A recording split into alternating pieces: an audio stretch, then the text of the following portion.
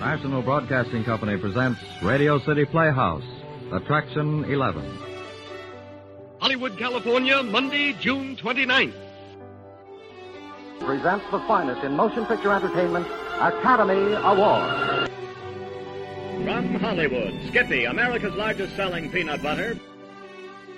Cary Grant, Katharine Hepburn, and Jimmy Stewart. The Lux Radio Theater welcomes you all.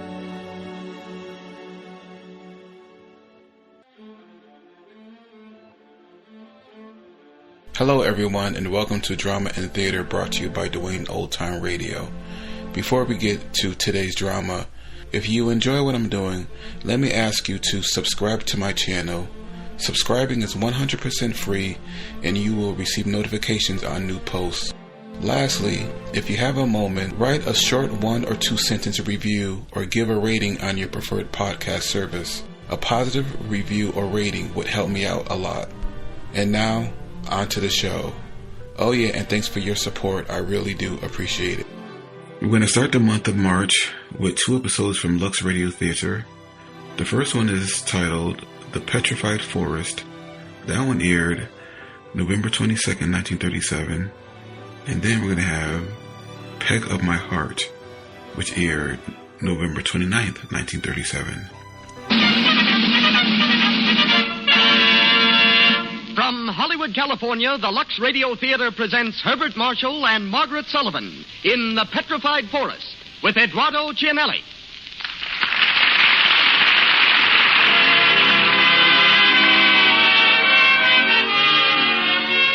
Lux presents Hollywood. Week after week, these programs come to you, ladies and gentlemen, because week after week you make them possible through your loyalty to our products. And the Lux Radio Theater is the means our sponsors take of showing you their gratitude. Starring for you tonight are Herbert Marshall, Margaret Sullavan, Eduardo Cianelli, and Donald Meek. You will hear from 2 special guests, Charles J. Smith, superintendent of the Petrified Forest National Monument, and Nick Janios, manager of that famous movie restaurant, the Café de Paris, at 20th Century Fox Studios. Our music is directed by Louis Silvers, with our entire production in the hands of that master showman, ladies and gentlemen, Mr. Cecil B. DeMille.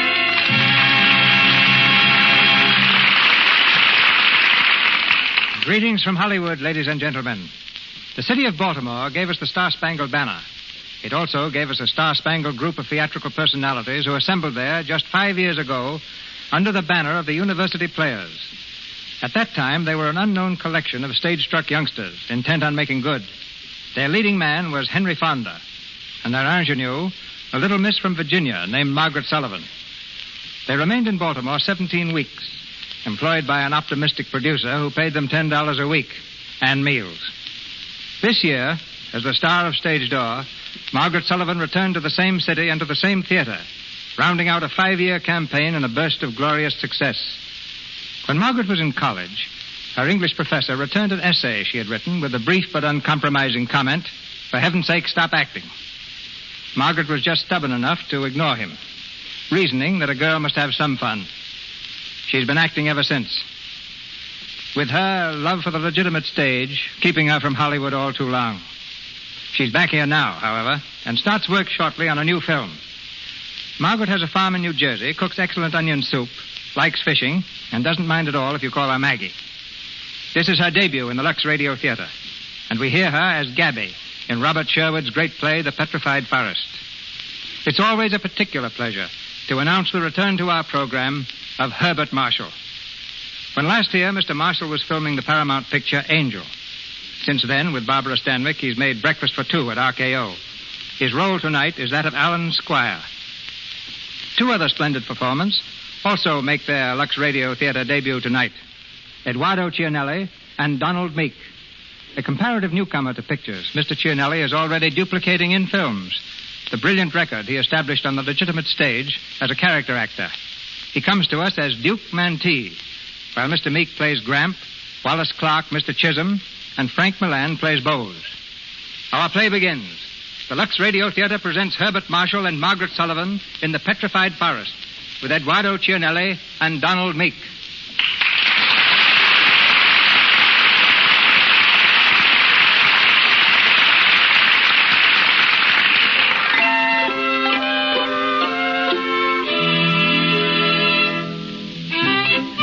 town in Arizona, on the edge of the desert. It's a few minutes before noon, and the First National Bank is the scene of the usual midday activity.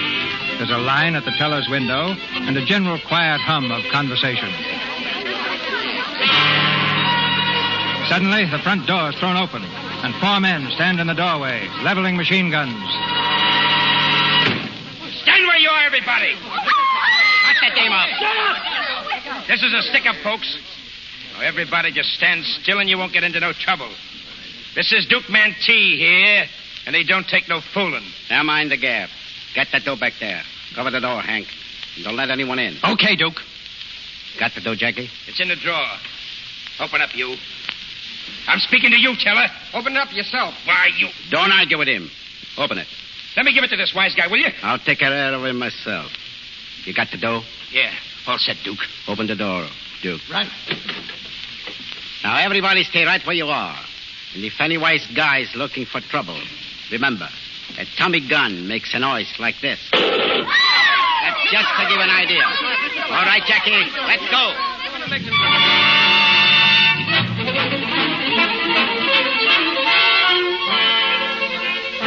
Calling State Police, Arizona State Police. Duke Mantee last reported to be heading west on route number 66.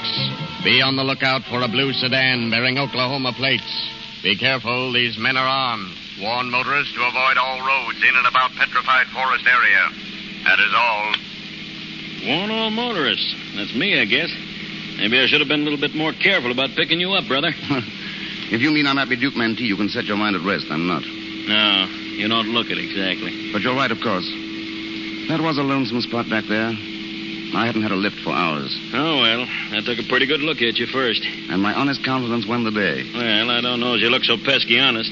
I just figured I was a match for you. My name's Jones. Thank you. Mine's Squire. Hitchhiking, huh? That's right. Where you from? Well, if you mean originally, it's England. If you mean hitchhiking, I started in New York. And so? You looking for work? Well, yes and no. What line of work you in? None just now. I have been at times a writer. A writer, huh? Well, you won't find much to write about in these parts. Unless you happen to run into Duke Mantee. Which I sincerely hope I do not. How far are you going, Mr. Squire? I'm not quite sure. I thought I might find some place to eat. I'm not in a hurry. Well, the nearest place I know is the Black Mesa barbecue stand, the filling station. The Black Mesa barbecue? Instructive but not illuminating. Just where is it? Well, I'm going within a couple of miles of there. I'll show you before I drop you. Old man Maple and his granddaughter run it. Ain't so much of a place, but, well, it's all there is. What's the sad news, Gabby? Oh, you had hamburgers, pie, and coffee. That's 50 cents for you, 55 for your friend. Hey, how come mine's more than his? Well, you asked me to put a nickel in the piano, didn't you? Come on, Nick. Don't argue. Here you are, Gabby. Thanks. See you around, Gabby. Yeah. Boy, this place sure is expensive. I don't know. Hey, Gabby. Hey, Gabby. Yeah, Gramp. You ought to see Paula back there in the kitchen. I told her Duke Mantee was heading this way, and she's putting sugar in the soup and salt in the coffee. She's scared. Oh, you oughtn't to scare her, Gramp. She's a bad enough cook as it is. Oh, she's all right. When do I get my dinner, Gabby? As soon as I can get around to it. Change to 20, Gabby. Lady wants a pack of cigarettes and take out for 15 gallons of gas. What kind of a car is out there, Bose? It ain't Duke Mantee. Well, now, maybe somebody, they might have heard about him. I'll take the change out, Gabby. Yeah. Don't forget to turn on the radio at 7 o'clock now and get the news. How's it going, Gabby? Oh, all right. Not so good outside. 10 customers all day. If it gets much worse, you can fire me and handle the pump yourself. We're satisfied. Hey, Gabby, come outside and sit with me a while, will you? Not just now. I've got things to do. Oh, you've always got things to do when I want to talk to you. Well, to tell you the truth, I want to read. I haven't had a minute to myself all day. That book there? Yeah. Let's see it. It's nothing that would interest you. How do you know? Oh, poetry. The shapely, slender shoulders small, long arms, hands wrought in glorious... Oh. I told you wouldn't like it. Do you? Sure. It makes me forget where I am. You sure hate this place, don't you? Well, I didn't like it much when I first came. Then why do you stay? You ought to know that, Gabby. You can call me a sap if you want to, but I'm falling in love with you. Yeah? Have you ever been in love before? No. Have you ever said you were? Why, sure, lots of times. Did they believe you? Well, certainly they did. But I couldn't fool you, Gabby. I wouldn't want to. Don't you like me at all? Sure, I like you. But not much? Some. Enough for you, not enough for me. What's the matter with me, Gabby? Nothing. Bose, why do you wear that football jersey? Huh? Number 42. You're proud of it, aren't you? Well, I was pretty good back in college. Why, Oh, yes, I get it. I'm just another rah-rah boy, huh? No, you're all right, Bose. Say, what kind of a guy would it take to soften you up anyway? Well, I don't know if anyone could. But I do know you'd have to be different. Not the people around here. You'd have to be like out of another world. You're crazy, you know. Gabby, couldn't you pretend I was that fella and kiss me once? Sorry. Oh, come on, Gabby. Stop it, Bose. Oh, listen, Let baby, go. Good evening. Oh, good evening. Can I get something to eat? Yeah, Miss Maple here will take care of you. Thank you. You can sit down right over there. Here's a bill of fare. It's kind of grimy, but the food's clean. Well, what do you think you'd like? Hamburgers, steak? I'll leave that to you. Okay. Customer Bose. Bose. All right. By the way, where am I? Black Mesa. And it's even more dreary than it sounds. Where are you planning to go? My plans have been uncertain. Oh, just bumming along? Call it gypsying. I had a vague idea that I'd like to see the Pacific Ocean. And perhaps drown in it. But that depends. Where'd you come from? Quite a long way, Miss Maple. Is that the name? Yeah, that's it. You're English, aren't you? Call me an American, once removed. Why? I could tell you didn't belong around here. Is that a compliment? Sometimes I'm afraid I don't belong any place. I'll go get you dinner.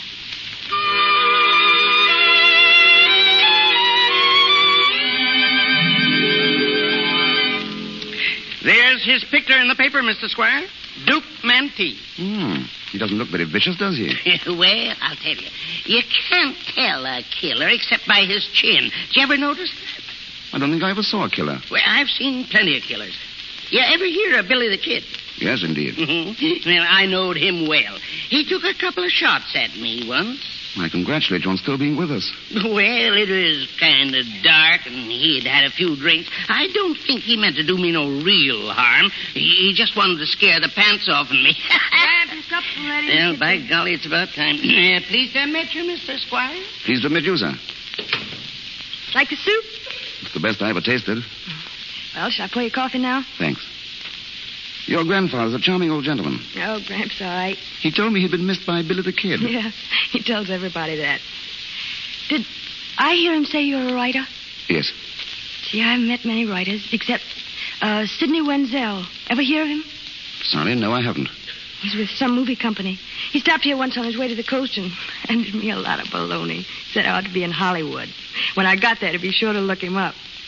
Gosh almighty, they never mean it. No, they never mean a thing. So you want to go into the movies? Oh, Lord, no. I want to go to Bourges. Where? Bourges, France. That's where I came from. You're not French. Partly. I was born in Bourges. But all I know about it is from the picture postcards my mother sends me. You know, they got a cathedral there. Your mother still lives there? Yeah. Dad brought us back here after the war. Mother stuck it out for a couple of years and then packed up and went back. Some people think it was cruel of her to leave me, but what could she do? She couldn't live here. And you can't blame her for that. Do you think she was cruel? Not if you don't, Miss Maple. She sends me a book every year for my birthday. She sent me this one. It's the poems of Francois Villon. Ever read it? Oh, yes. It's a wonderful portrait. Mother wrote in it, "To my dear little Gabrielle." Gabrielle. That's a beautiful name. Yeah, wouldn't you know it'd get changed into Gabby by these ignorant desert rats? You share your mother's opinion of the desert. Yes. But you find solace in the poems of Francois Villon. They get this smell of gasoline and hamburger out of my system. Huh. Would you like to read me one of those poems, Gabrielle? You mean now? Read me the one you like best. All right. This one here. Well, he wrote it about a friend who was getting married. At daybreak, when the falcon claps his wings, no fit for grief, but noble heart held high, with loud, glad noise he stirs himself and springs, and takes his meat, and toward his lure draws nigh. Description of car follows. Blue sedan bearing Oklahoma plates. There is a bullet hole in front fender, shattered glass and rear window. Mantee's girl is riding in the car with 4 men. Turn that thing off. Wearing a long... This car is dynamite, Duke. We got to spot it, Duke. We got to switch cars. Shut up. Let me think. Doris, Yeah, Duke? you got to get out of this car, see? We'll pick up another one down the road, and you and Mike and Flint can drive it around till the cops get off our tail. Oh, Duke, I'd rather be in your car. I don't like to travel without you. You'll be safer, kid. As if I cared. Mean that? Don't you know it? Oh, Duke. No. You got to switch, kid. We'll get rid of this car, too, as soon as we get a chance. We'll meet you later. Where, Duke? There's a filling station about 10 miles past the crossroads. That's liable to be your hot spot, Duke. Then we'll cool it off. We'll take over the joint and stand off an army. You meet us there, Doris. It's a joint called the Black Mesa Barbecue.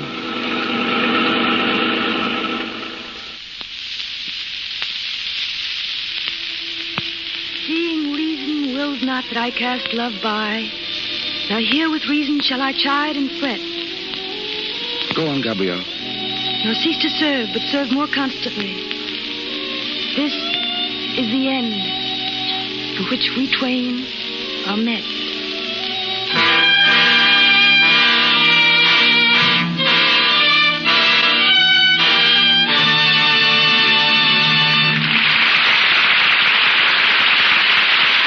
While we are waiting for the second act of The Petrified Forest, starring Herbert Marshall and Margaret Sullavan, let's stop in for a moment at a house on Franklin Avenue where a smart young secretary lives with her mother.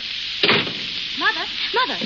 Oh, there you are. Oh, please be an angel pet and press my white evening dress. Ooh, well, there's no knowing where a Kansas cyclone will strike next.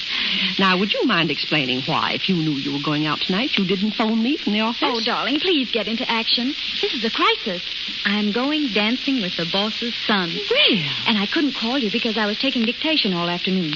And now I'm a little frazzled around the edges. I won't have time to do the dress My myself. dear, you do look tired. Why don't you take a little nap? You'll feel so much better. Nap? Oh, I haven't the time. Anyhow, I know something better and quicker. I'll just pop into a Lux toilet soap bath. Well, I don't know. I should think that if you're don't worry, Mother. My Lux toilet soap bath really does refresh me wonderfully. Leaves me feeling full of pep. Well, you certainly always do look lovely when you go out. Oh, you're just an old flatter. Well, anyway, there's another thing my Lux toilet soap bath does for me. Its active lather is a wonderful way to protect daintiness. And I love the delicate perfume it leaves on my skin. Well, hurry up, dear. You won't be ready in time. All right, I'm off to my beauty bath. Be nice to Bill if he gets here before I come down. Mr. DeMille takes us back to our play. Herbert Marshall, Margaret Sullavan, Eduardo Cianelli, and Donald Meek continue with The Petrified Forest.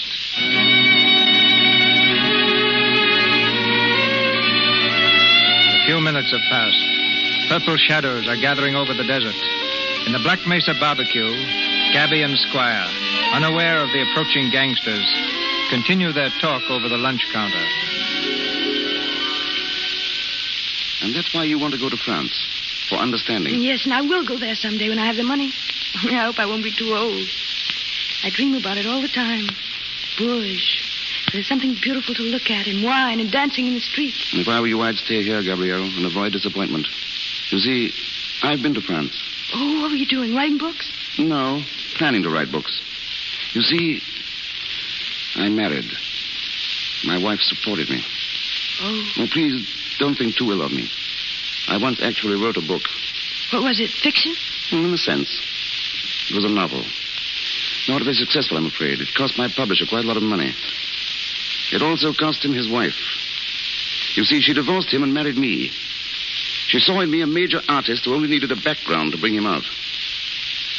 She gave it to me with a fine view of the Mediterranean.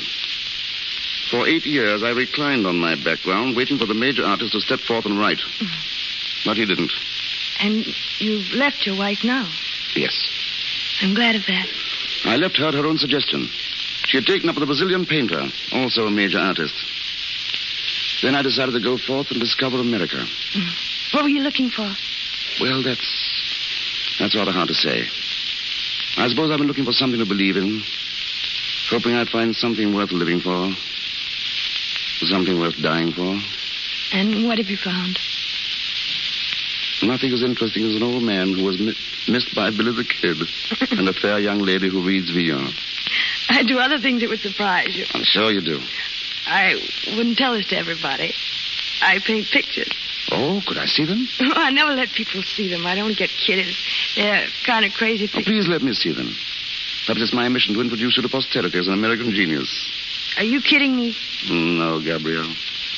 I've never kidded anybody outside of myself.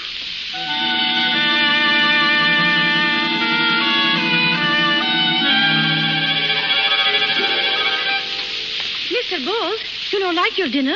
What? You don't like your dinner, Mr. Bowles? Oh, sure, Paula. I always like what you cook. Well, but you no eat. Well, I'm just not as hungry as usual. Well, you sit and look at that door. And you look at that door. Oh, come on. You eat your dinner, eh? What do you suppose they can find to talk about all this time? Oh, don't you worry. Eat your soup. He'll be gone soon, and you'll have it all by your lonesome again. Well, you can't go too quick for me.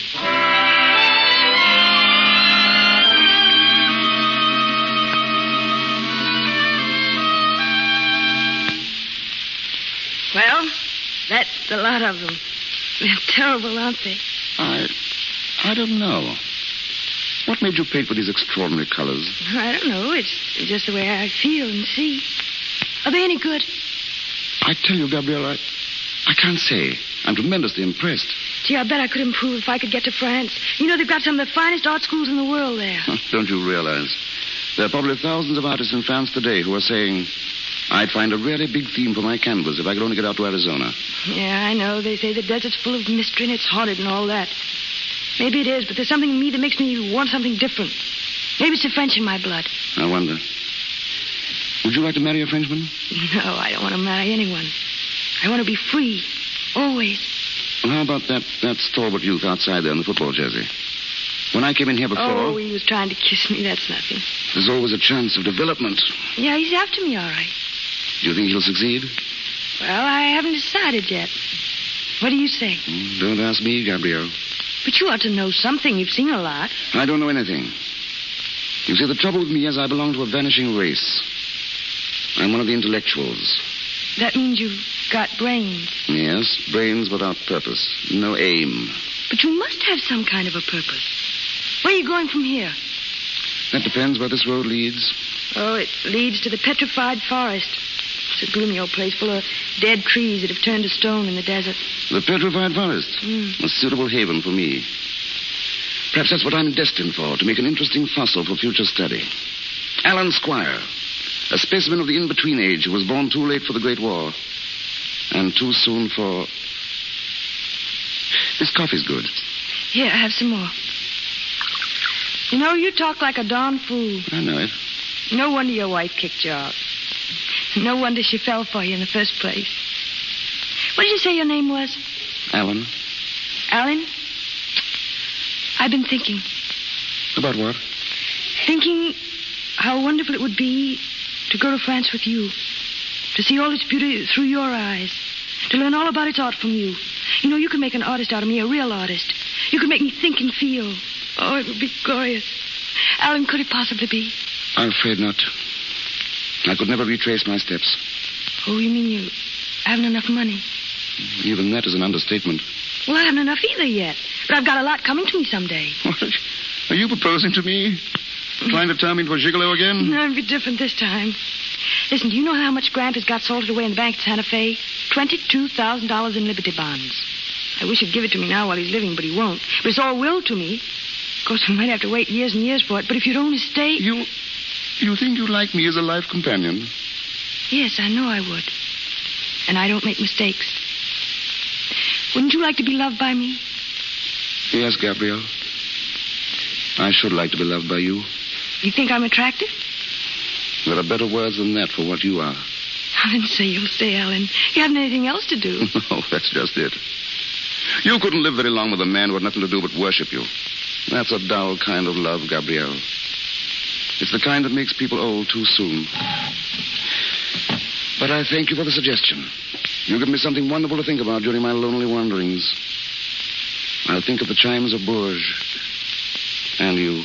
Oh, you mean you're going now? Yes. Well, I can't stop you. No, Gabrielle, you can't. But you can do me one great favor before I go. Would you mind very much if I kissed you goodbye? No, I wouldn't mind. You would understand that it would be nothing more. Yes, I'd understand. It's just a kiss. That's all. That's absolutely all. Gabrielle. So, that's what's been going on in here. Who do you think you Lay are? off him, Bose. Just because she's cute and sweet, you thought you could get fresh, Oh, huh? he didn't get fresh. He only wanted to kiss me goodbye. Yes, the impulse is rather hard to explain, but... You needn't wait to explain. Just pay your check and get out. Very well. How much do I owe, Miss Maple? 30 cents. He's been eating all this time and only ate 30 cents? Keep quiet.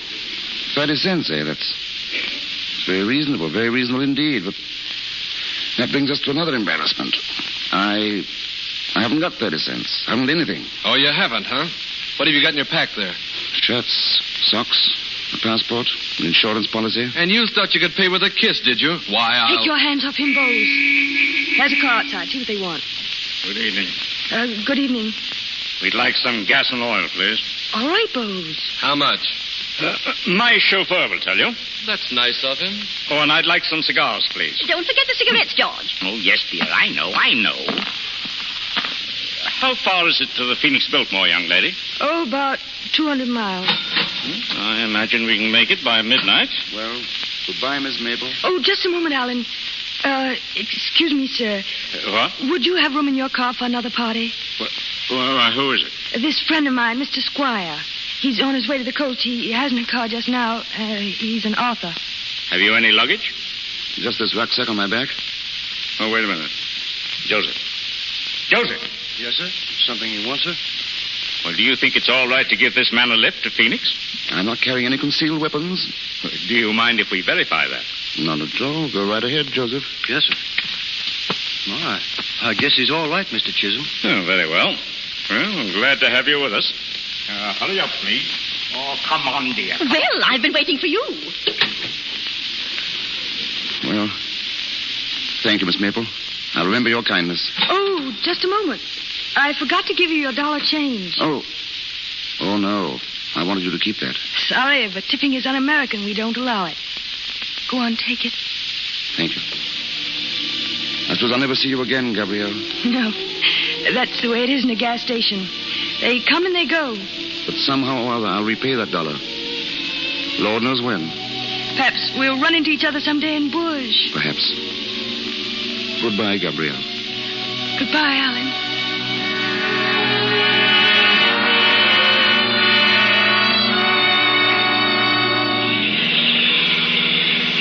What did you say, Joseph? The lights are down there on the road. Don't stop, Joseph. You never can tell what it might be. Looks like a car pulled right across the center of the road.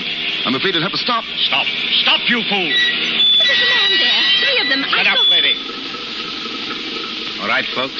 Hop out, and you won't get hurt. I say, what do you think you're doing? We are borrowing your car, mister. And no cracks either. Stay Go over on. there. Stay over there now. All right, Jackie. Hank, get in. Thanks, folks. So long.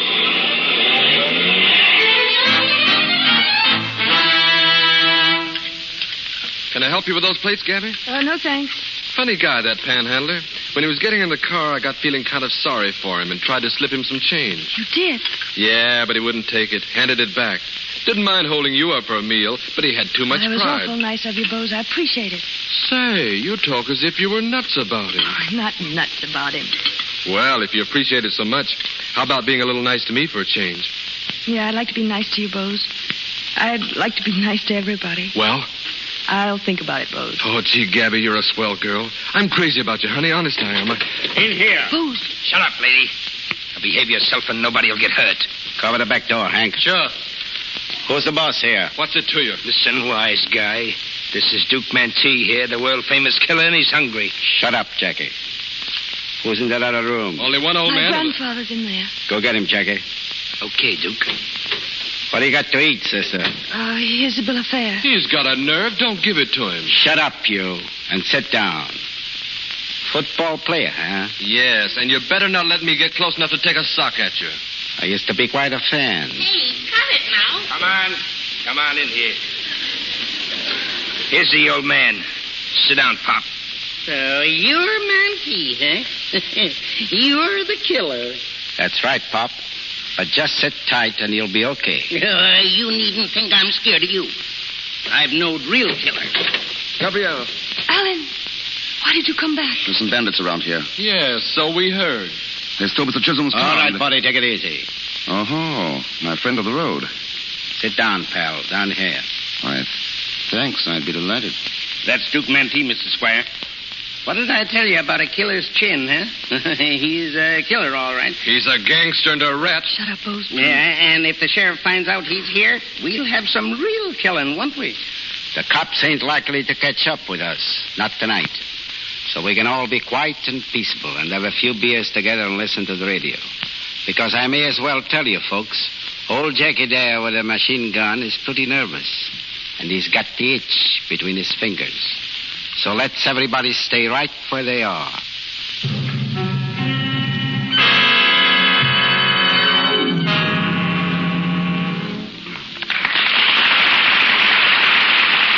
We pause for station identification. This is the Columbia Broadcasting System.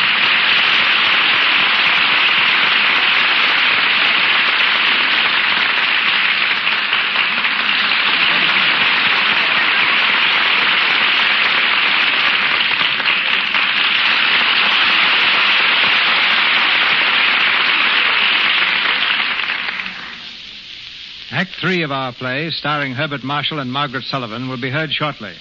It's undoubtedly true that most of us are a lot more familiar with the play and the motion picture called The Petrified Forest than with the 90,000 acres in northeast Arizona from which the drama borrowed its name.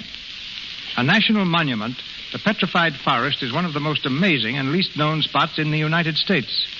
It comprises 6 distinct forests, including a portion of the fabulous Painted Desert.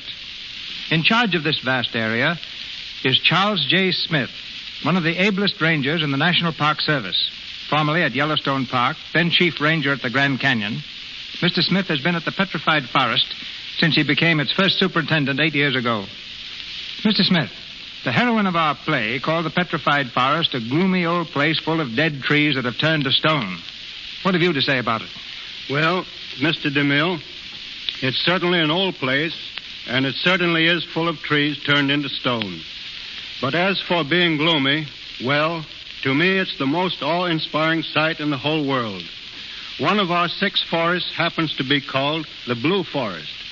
I can easily understand that if anyone wanders out there all alone and is inclined to be a little moody, the weird atmosphere of the place won't make him any more joyful. But that isn't why it's called the Blue Forest. It got its name from the deep blue color of the rolling hills. Well, let me turn tourist, Mr. Smith, and ask you just what the Petrified Forest is and how it came to be. It's a vast area, Mr. DeMille, covered with huge trees that grew and spread their branches 150 million years ago. In those days, the land was a tremendous swamp. The only living things were the trees, a few plants, and several species of ferocious-looking reptiles, the like of which you see today only in nightmares. Nature sent floods, earthquakes, and storms, and buried everything under 3,000 feet of mud, water, and gravel. Then, after 100 million years, Mother Nature, being a woman, changed her mind. She sent winds, rains, and more storms to erode the earth, to sweep it away, and bring this forgotten cradle of life back into the light of day. The bones of the reptiles have turned to fossils, and the trees lie stretched out on the earth, petrified into a substance almost as hard as diamonds and of tremendous weight. But what made them turn to stone? The great pressure under which they lay, together with the minerals in the waters that once rolled over them. The trees have turned from wood into gorgeously colored semi-precious stones. The outside is reddish-brown, but where the logs have broken apart, where they have crashed into heaps of stone, they are glittering masses of pure agate, carnelian, amethyst, jasper, and onyx. Were all the trees in the Petrified Forest blown apart and their semi-precious jewels extracted, there'd arise a mountain of glittering stones worth a fortune. That statement, Mr. Smith, is apt to bring half the country to your doorstep tomorrow. I'll be glad to welcome them. But they'll soon learn that no one is allowed to carry off samples and that the grounds are closed and carefully patrolled at night. Yes, it's a strange, weird place. Like the Blue Forest, the second forest has its own peculiar characteristics. There, the ground is covered with chips of petrified wood, and at times, as you walk through them, they'll ring out with a tinkling sound like the music of tiny silver bells. Have you ever encountered any incident such as our play presents? Has a bandit ever sought sanctuary in your hills and deserts? No, not that I know of. But Route 66, which was undoubtedly the road taken by Duke Mantee, leads right into the forest. And coincidentally, at exactly that point is a little lodge and filling station very similar to the scene of tonight's play. Years ago, the Painted Desert was a favorite haunt of killers and bad men, and today we're called upon now and then to watch for fleeing bandits. One of the most ironical happenings occurred in the forest when a woman and her 2 children were trapped by a terrific blizzard. All about them were logs of wood that might have made a roaring fire and saved them. But the wood was stone, and days later the 3 bodies were found, frozen to death in a forest. Besides the trees, the petrified forest contains 100 ruins of the homes of prehistoric Indians. They lived there some 1,000 years ago, and the forest contains several huge boulders on which these Indians carved their queer symbols and drawings. The carving that puzzles me most is a picture of a stork carrying a baby. But I've never been able to find out how an Indian happened to make a picture like that in prehistoric times at the edge of the Arizona Badlands. But maybe he was the Walter Winchell of the tribe and chose that modern manner of announcing a blessed event. The National Park Service wants you to visit the Petrified Forest, and that's one of the sights we'll be very happy to show you in this fascinating land of shimmering color. Thank you. Thank you, Mr. Smith. That's very interesting.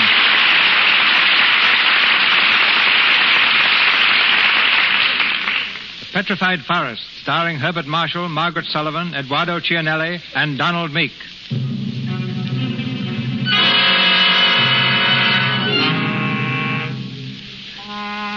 1 hour later, with Duke Mantee and his gunmen still masters of the situation, the Black Mesa barbecue presents a strange picture. Gabby, Allen, Gramp, and Bose are huddled together near the counter. On the other side of the room, the gangsters sprawl comfortably in their chairs, listening to the radio, machine guns resting on their knees.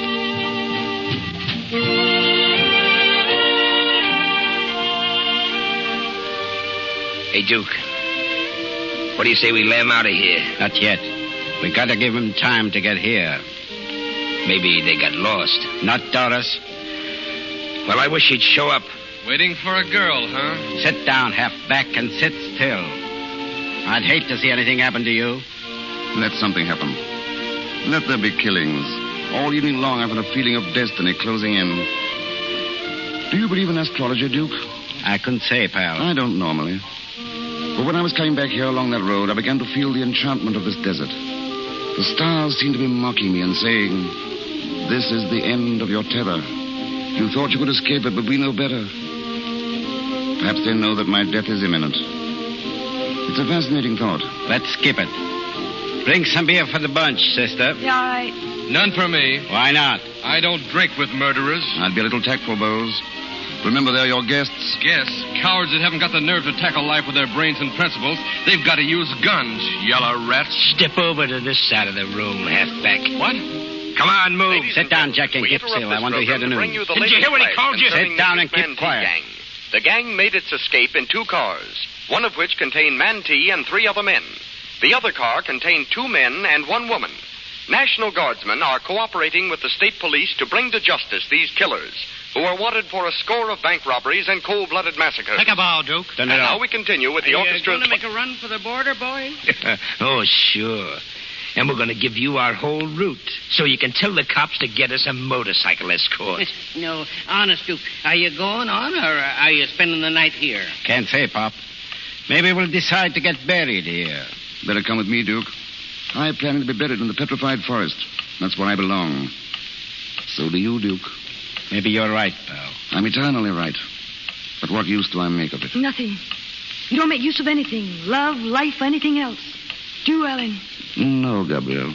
Do you mind so much? After you left today, I felt as if something had been taken out of me. As if I'd come out of a dream. I caught on to myself, and I know I'm just another desert rat, and I'll never be anything else. All that bunk about going to Bourges and art and dancing in the streets. Remember what I asked you about going to France? Yes, perfectly. But you wouldn't have done it, even if we'd had the money, would you, Alan? No, Gabrielle. I knew it. I knew you didn't give a hoot for me. Somehow it only made me love you more. What are you saying, Gabby? That I love him. Why shouldn't I say it? Why shouldn't he know it? May all be dead tomorrow morning. You You don't mean it, Gabrielle. She can't mean it. Well, I do. I'm sorry now that I came back. When I went out before, it was a charming ending to a romantic moment. Now it's spoiled. Well...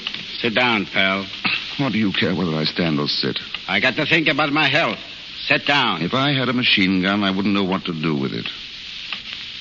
I want to talk to Grant. Me? Yes. Those Liberty bonds of yours, buried in Santa Fe. How did you know about him? I told him. What are you going to do with them? Leave them right where they are. Yes, leave them where they are. Your granddaughter is suffocating in this desert when a few of your thousands will give her the chance to claim her birthright. Yes, and maybe give you a chance to steal it. Hanging on to your money as though it meant something. That's a low way to justify your miserliness. Why don't you die and do the world some good? Shut up, you. What do you mean, talking to an old man like that? Hey, Duke, there's 3 people coming down the road. Looks to me like them people we took the car from. Okay, Hank. Get outside and take a look. Okay. You too, Jackie. Sure. Duke, I was guilty of bad taste, and I apologize to Mr. Maple. Oh, sure. He must be drunk. You'd better crawl, or I might have to put the lug on you. Talking to an old man like that. Get out of the way. Let me look out of that window. Put him up. Now I've got you where I want you, Mantee. I've been waiting for a chance to grab your gun. Yeah? And wouldn't you be surprised if Jackie was leaning in that window behind your back, ready to fill you full of holes? What? Oh! Thanks for turning your head, halfback. And thanks for returning the gun. He got me in the hand. That doesn't matter, but I muffed the chance to kill him. It was a good try, college boy. Come on, keep moving. This is outrageous. Here they are, Duke. It's the same bunch, all right. I frisked them. They're harmless. I don't know what frisk means, but he pawed us all over. Come on, step on it. Sister. Yep.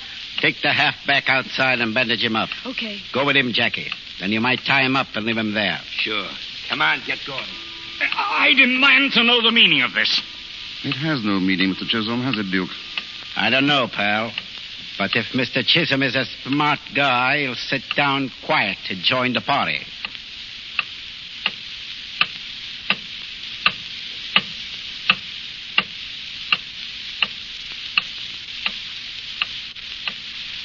Hey, Duke, I'm getting jumpy. Shut up. Go out and see if Jack is with that dame and the halfback. They're okay. He's tying them up. I say, Duke. What?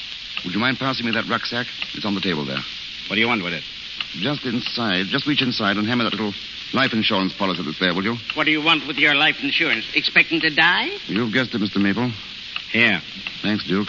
Now, may I take my fountain pen out of my vest pocket? Okay, but take it easy. What you going to write, Mr. Squire? You'll see in a minute. Duke, I have a great favor to ask of you. Yeah? I don't think you'll refuse me because you're a man of imagination. What are you getting at? This insurance policy. It's my only asset. It's for $5,000. I've written on the policy that I want the money paid to Miss Maple, that young lady inside. If Mr. and Mrs. Chisholm will witness my signature, I'm sure it'll be all right. Oh, certainly. I'll be glad to. What's the idea? Well, Duke, after they've signed, I wish I'd be very much obliged if you'd just kill me. What? It couldn't make any difference to you, Duke. If they catch you, they can only hang you once. And you know yourself they've got more than they need against you. Good Lord, he is drunk. You know, I believe you actually mean it. Good for you, Mrs. Chisholm. You're a kindred soul. You're in love with her, aren't you? Yes, I suppose I am. I want to show her that I believe in her. And how else can I do it? Living, I'm worth nothing to her. Dead, I can buy her tall cathedrals and golden vineyards and dancing in the streets. One well-directed bullet will accomplish that. This document will be my ticket to immortality. Will you do it, Duke? I'll be glad to. Thanks, Duke. Just let me know when you want it. Pick your own moment. Say just before you leave. But I prefer to have her think you did it in cold blood. Will you all please remember that? Certainly we'll remember. Of course. Mr. Squire, before you do this, let me tell you one thing. Yes? There ain't a woman alive or ever did live that's worth $5,000. And let me tell you one thing. You're a forgetful old fool. Any woman is worth everything any man has to give. Faith, jealousy, love, hatred, life or death. Don't you see that's the excuse for our existence? It's what makes the whole thing possible and tolerable. Did you hear that, George? Yeah, I heard. Mr. Squire, do you really believe all that? I mean, about women? Of course I do. And there's a man who agrees with me, don't you, Duke? I don't know, pal. I wasn't listening. Then permit me to speak for you. He could have been over the border long ago, but he preferred to stay here and risk his life. And you know why? Why? Because he has a rendezvous with the girl. Isn't that true, Duke? That's it. I guess we're all a lot of saps. But I wouldn't be surprised, pal, if you were the champ. Did you think I was kidding when I said I'd be glad to knock you off? I hope neither of us was kidding. Did you think I was? I just wanted to make sure. You're all right, pal. I'll try and fix it so it won't hurt. You're all right, too, Duke. Thanks.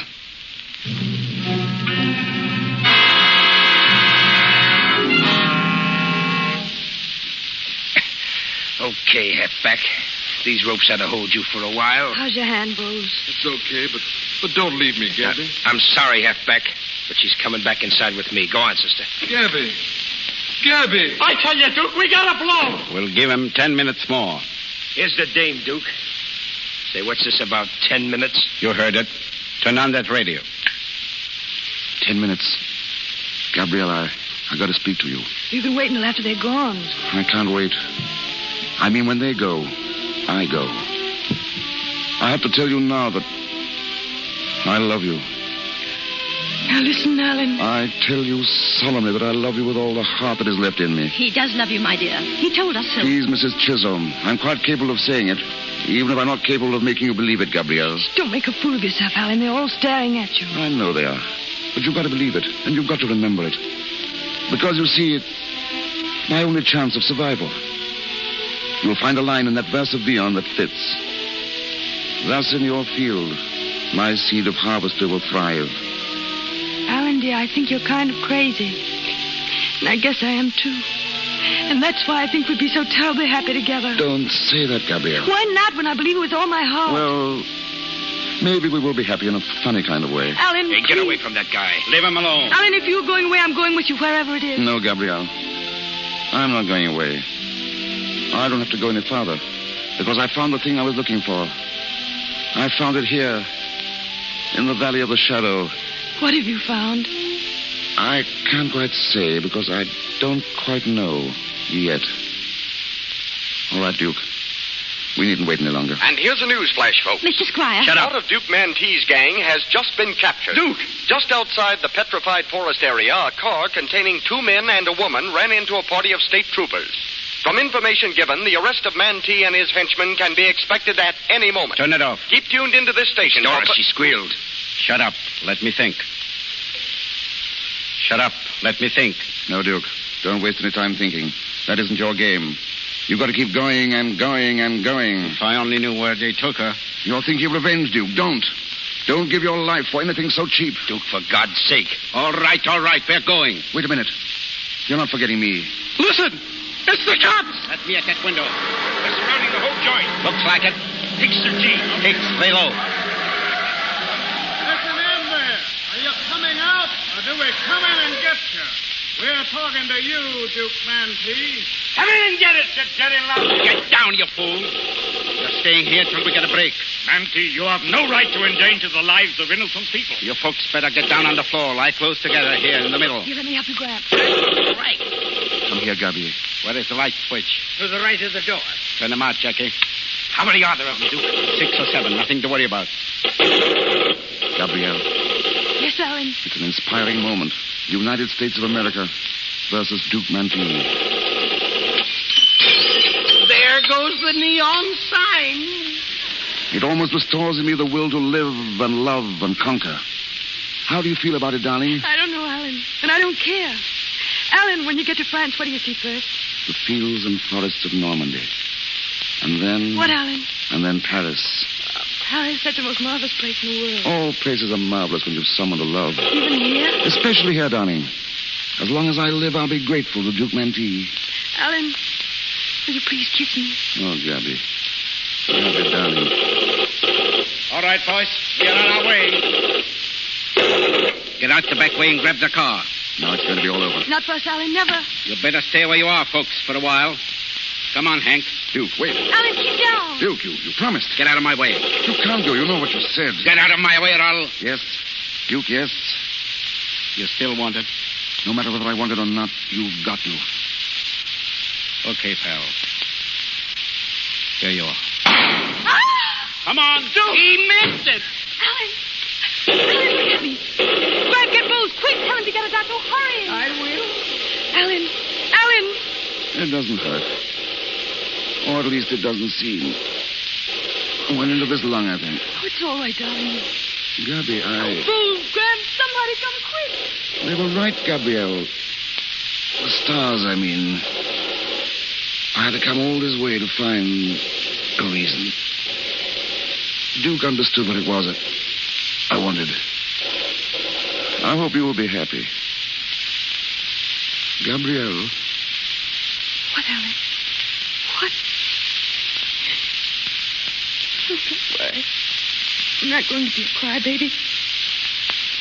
No matter what happens, I'm not.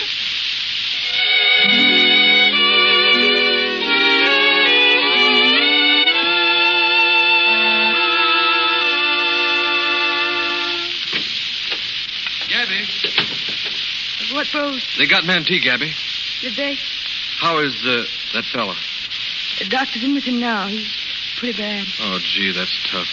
He was a good guy up there. If he doesn't come back, we'll bury him out there in the Petrified Forest. The Petrified Forest? That's what he wanted. Doctor. Miss Maple? How is he, Doctor? Is there any chance at all? Yes, there is. Oh, what do you... He has a chance to live, if he wants to. Oh, let me see him. Let me speak to him.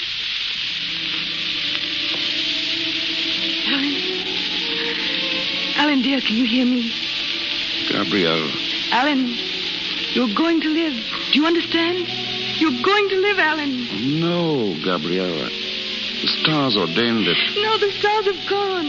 It's morning, darling. Is it? Alan, listen, you must want to live for me. Don't you remember you said you wanted to? Oh, please, Alan, please, darling, don't leave me. No.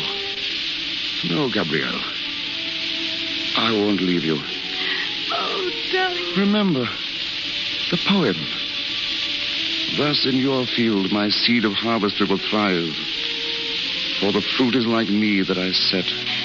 God bids me tend it. It's good husbandry. This is the end for which we twain are met.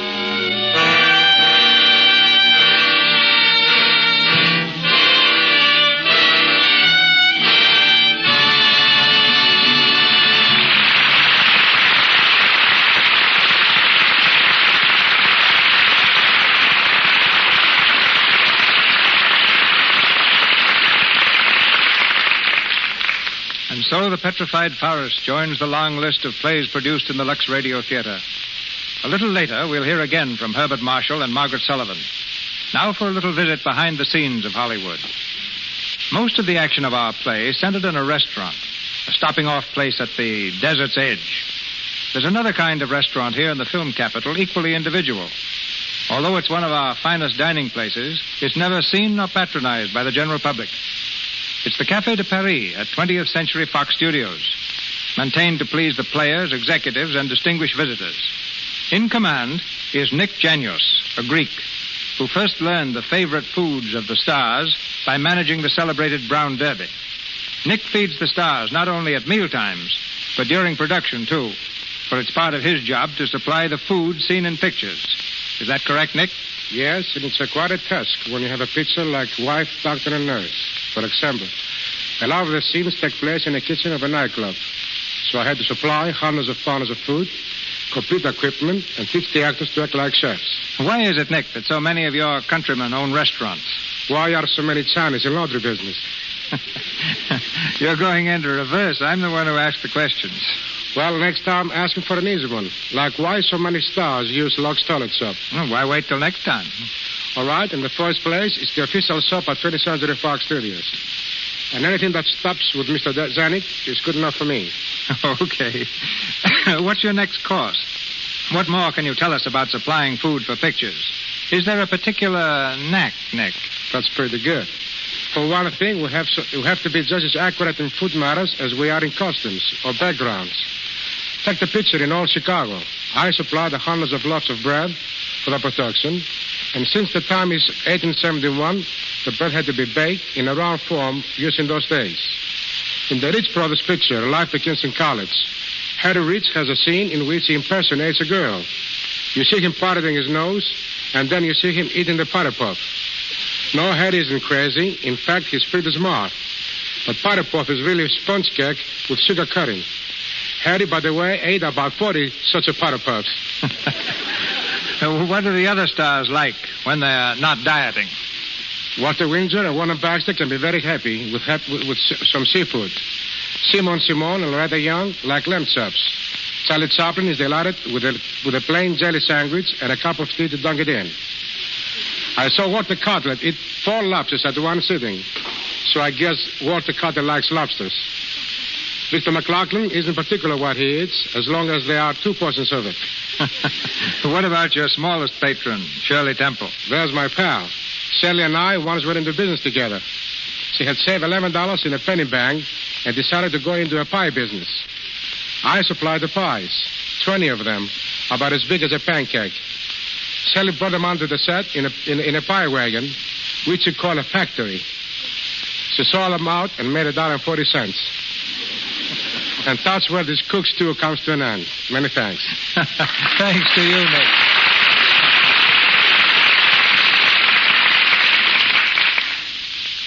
With Herbert Marshall just back from New York, and you, Miss Sullivan, about to depart for your hometown of Norfolk, Virginia, we were very lucky to have you together for tonight's play. Thank you, Mr. DeMille. And it's nice to have a chance to say something about Lux Toilet Soap. As long as I can remember, I've used Lux Toilet Soap at camp, in school, in college, in the theater, and in Hollywood. I guess that's the best indication of how good I think it is. Now, I think it's about time we heard from Mr. Marshall. Oh, thank you. Several years ago, ladies and gentlemen, when I left London and came here, I encountered many new things.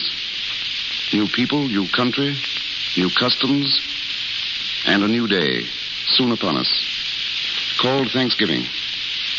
Perhaps Thanksgiving impressed me more because it was new to me. But I've never quite gotten over it, and I hope I never shall. Besides the good fortune which may come to us as individuals, there is that which we all share in common. There's peace in this land. There's freedom and there's work to be done. Dogs still wag their tails. The sun is warm, and sleep still comes at the end of the day. These are great things. For them, let me join you and give thanks. Good night. Good night, Bart. Good night, Miss Sullivan. Ladies and gentlemen, this is your announcer, Melville Ruick. The great show planned for your entertainment next Monday will be announced in just a moment by Mr. DeMille. Tonight, our stars were assisted by Frank Milan as Bose, Wally Mayer as Jackie, George Trevell as Hank, Martha Wentworth as Mrs. Chisholm, Margaret Brayton as Doris, Frank Melton as lineman, Lou Merrill as doctor, Frank Nelson as radio announcer, Ross Forrester as Joseph, and James Eagles as bank teller. Mr. Cianelli is from RKO Studios. His new picture is Hitting a New High, starring Lily Pong. Louis Silvers appeared through courtesy of 20th Century Fox Studios, where he was in charge of music for Second Honeymoon. And now, our producer. What would you do if you woke up some morning and found yourself heir to a huge fortune? Around this theme, dozens of books and plays have been written. Outstanding among them is J. Hartley Manor's romantic comedy, Peg o' My Heart, which tells the story of a little Irish girl suddenly lifted from the deck of her father's fishing boat and deposited in the luxury and splendor of English aristocracy. This is the play we bring you next Monday night, starring the same glamorous personality you saw in the film, Miss Marion Davies. Co-starred with Miss Davies will be Brian Aherne, and the supporting cast of famous players includes Benita Hume, J. Farrell MacDonald, and Gerald Oliver Smith.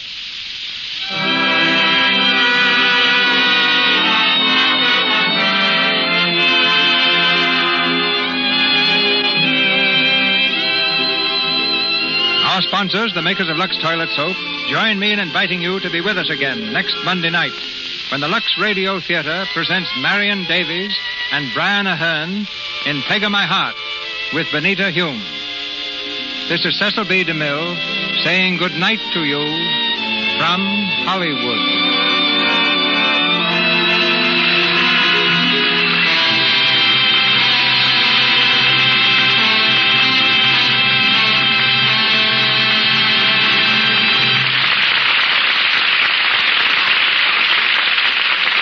This program, ladies and gentlemen, came to you with the good wishes of the makers of Lux Toilet Soap, the beauty care preferred by 9 out of 10 Hollywood stars. Join us in the Lux Radio Theater every Monday night. Be part of the large audience that gathers weekly from coast to coast to listen to Hollywood's famous performers and the personalities behind the scenes of motion pictures. And now, our sponsors, staff, and all our cast join me in wishing you all a very happy Thanksgiving. This is the Columbia Broadcasting System.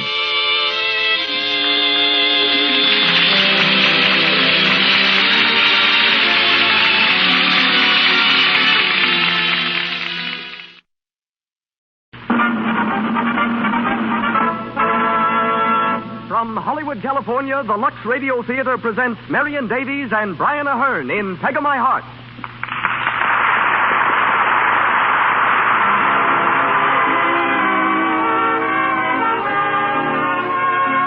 Lux presents Hollywood. This is your program, ladies and gentlemen, made possible by your regular purchases of our products.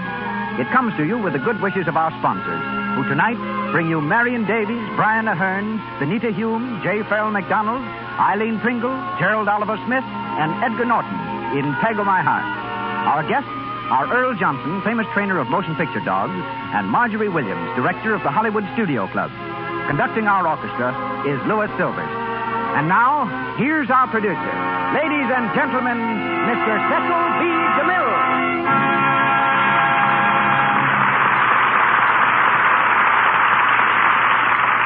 Greetings from Hollywood, ladies and gentlemen. Marion Davies has given Hollywood two things for which the town may be thankful. A good fellowship, which has inspired so much loyalty, and a great white landmark on the ocean front, her home at Santa Monica Beach. A quiet little gathering there may mean from 30 to 1,000 guests, and may include princes, giants of business, statesmen, and the nation's leading socialites, all being quite themselves under the spell of their charming and unassuming hostess. I've seen prominent ambassadors play ping pong in the cellar, and a world-renowned scientist romping with Marion's 4 dachshunds. She's forbidden me to mention that she's active in a number of charities, so just pretend I didn't mention it. Aside from that, she grows hundreds of flowers and engages in the business affairs of Cosmopolitan Studios. Tonight, she plays a role in which she always excels. Peg in Peg of My Heart. Opposite her is that very resolute young man, Brian Aherne. For years, Brian struggled against becoming a star. It all began when, at the age of 3, his mother practically thrust him on the stage. Brian showed his displeasure by howling throughout the entire performance. Still a rebel, he was enrolled in a London dramatic school at 10. His fellow students included an upperclassman, whom he recalls as a brash youngster with large ears and an assertive ambition. Once when Brian sent his autograph book to Reginald Owen, he found upon its return that the boy with the big ears had included his own signature. The uninvited autograph read, Noel Coward. Currently starred in The Great Garrick, you hear Brian on this stage as Sir Gerald Markham. Benita Hume comes to us as Ethel, J. Farrell McDonald as Patrick Seamus O'Connell, Eileen Pringle as Mrs. Chichester, Gerald Oliver Smith as Alaric, and Edgar Norton of the original stage cast as Jarvis. In the Lux Radio Theater production, Peg of My Heart, starring Marion Davies and Brian Aherne.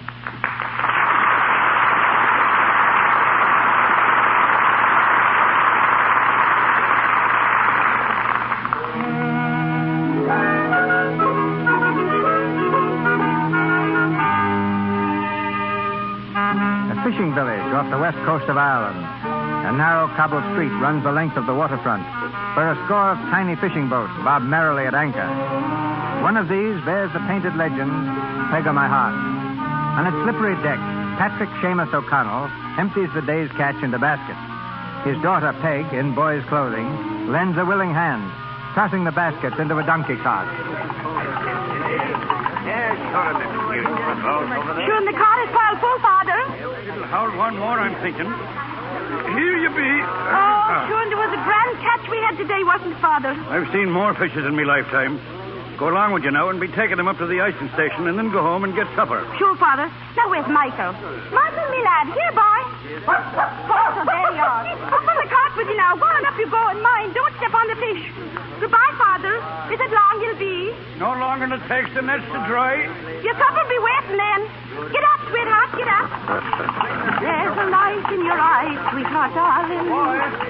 I say, boy. Whoa. Is it me you're talking to, mister? Yes, I'm... Oh, who is it then that you're calling boy? Oh, I'm so sorry. I thought... excuse me. Sure, there's no harm done. Belike it was me pants that caused the mistake. Yes, I imagine so. And what can I be doing for you? Well, I've just come from London. I'm looking for a Mr. O'Connell. Patrick Seamus O'Connell. Are you now? Well, that'll be him down there on the deck of the Peg in me heart. Oh, well, thank you. Oh, no trouble at all, lad. Get up, sweetheart. Get on with you. Get down there.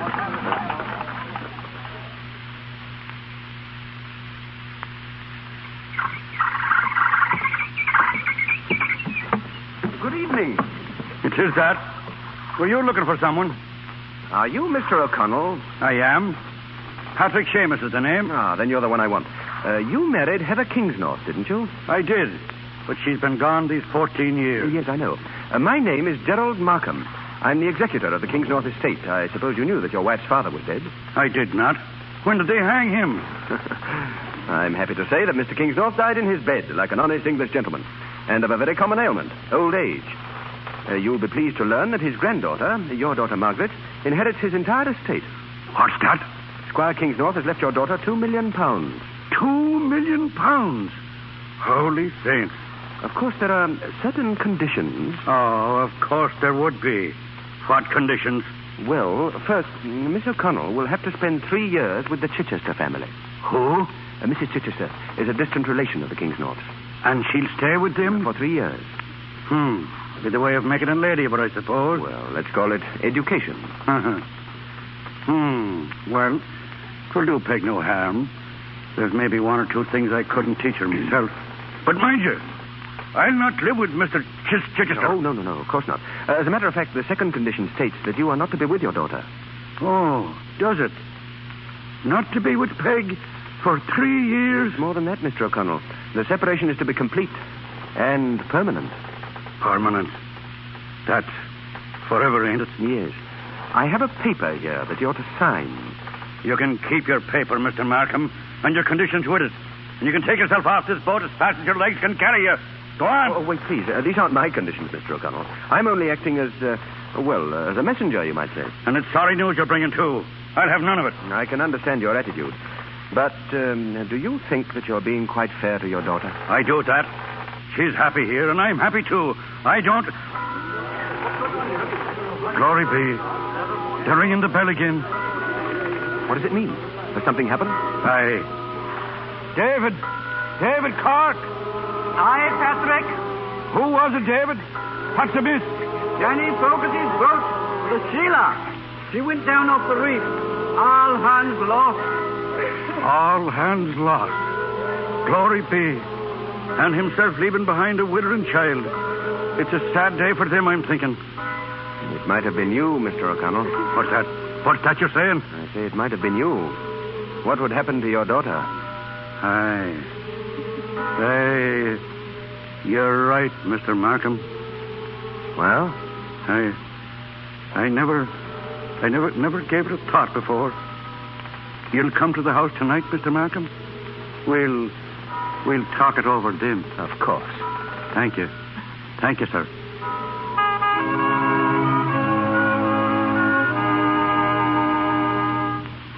Sit down now, Father. Father! Your supper be as cold as a clam. I'm sorry, Peg. I was thinking. Is there something on your mind, Father? You've been acting mighty strange, you have. Oh, it's nothing much. I was only thinking that it's mighty little pleasure you have in this life, Gerald. Me? Oh, what do you mean? Well, living this kind of a life with an old man. You must be getting tired of me. Tired of you? What talk have you? I'd not change you for £1 million. Ah, but would you change me for £2 million? I would not. Not for all the money in the world. Oh, Peg, darling.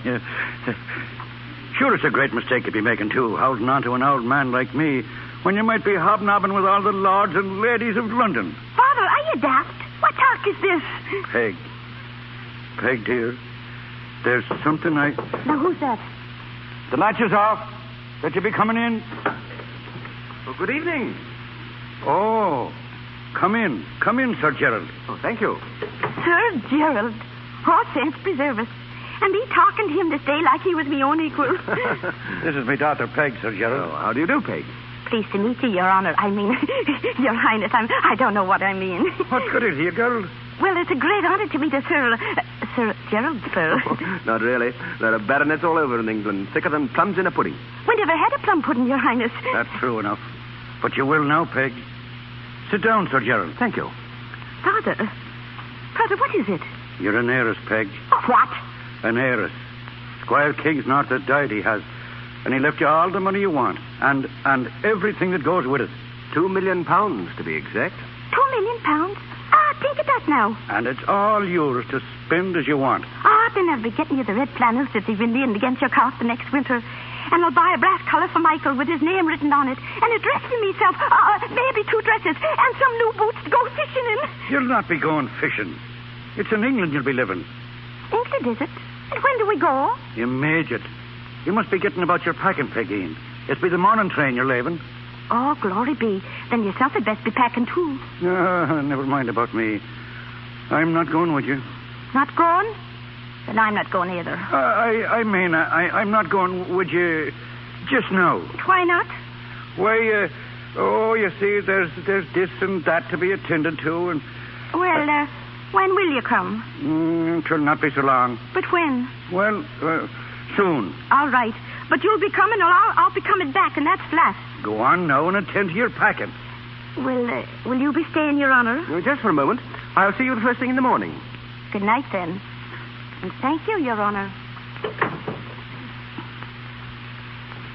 You're not being fair to her, Mr. O'Connell. Do you think she'd go if she thought she'd never be seeing me?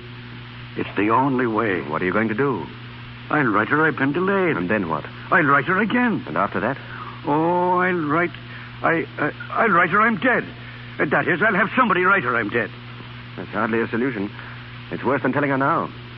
But even if she would go, which she wouldn't, 'twould break both our hearts. The parting. It's breaking yours now. Well, I'm much older, and I'm used to it.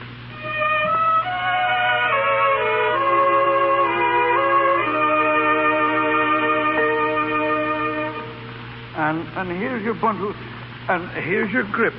Are you ready now? All ready, Father. The cart's waiting, Peg. In a minute, Sir Gerald. And here's Michael.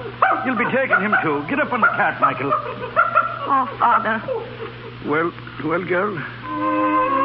Father, I can't say goodbye. We'll not be mentioning them. And we'll not be crying either, will we, Peg? No, I'll not be crying. Sure, what's there to cry about? Nothing. It's a very happy occasion. My cold was a little worse this morning. So was mine. It come on me all of a sudden. All ready, Mr. O'Connell? Coming. Oh, Father, call me that name again, so I'll feel warm till you come for me. Call me your name for me. Peg of me heart. Oh, Father. Now, go on. Drive on. Quick, Sir Gerald. Goodbye, Mr. O'Connell. Goodbye, Father. Goodbye, Peg. Goodbye. Goodbye, Father.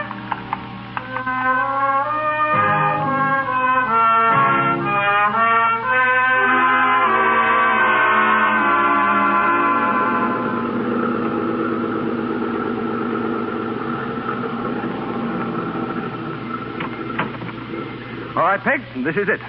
You mean this is the house for down to stay in? Of course, come on. Oh, glory be. Sure, it is large enough for a regiment, horses and all. Oh, you'll get used to it. Here we are. Oh, saints above, look at the knocker.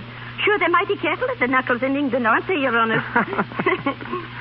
Oh, dear. Are you tired, Peg? Divil a bit. Let's start now for somewhere else, Your Honor.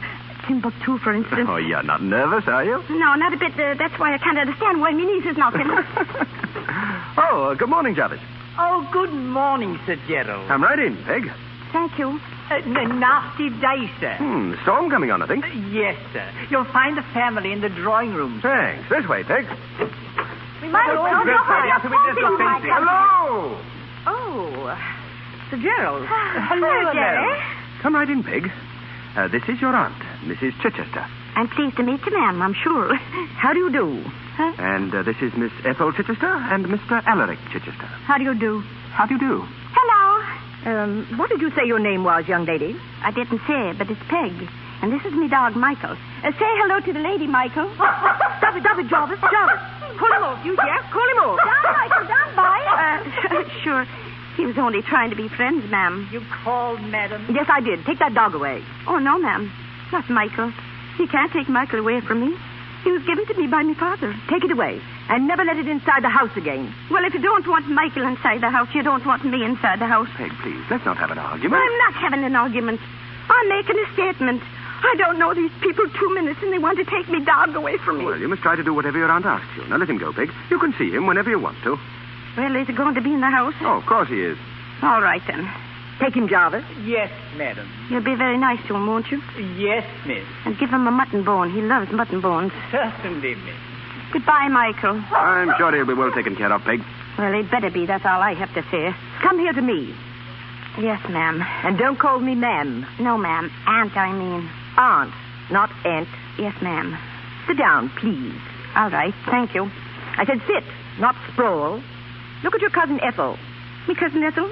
Oh, her. Is she me cousin? Yes, I hope you have no objections. Oh, not the least. Now, Margaret, what I would like to... Margaret. My name ain't Margaret. My name is Peg. That's only a corruption. We shall call you Margaret.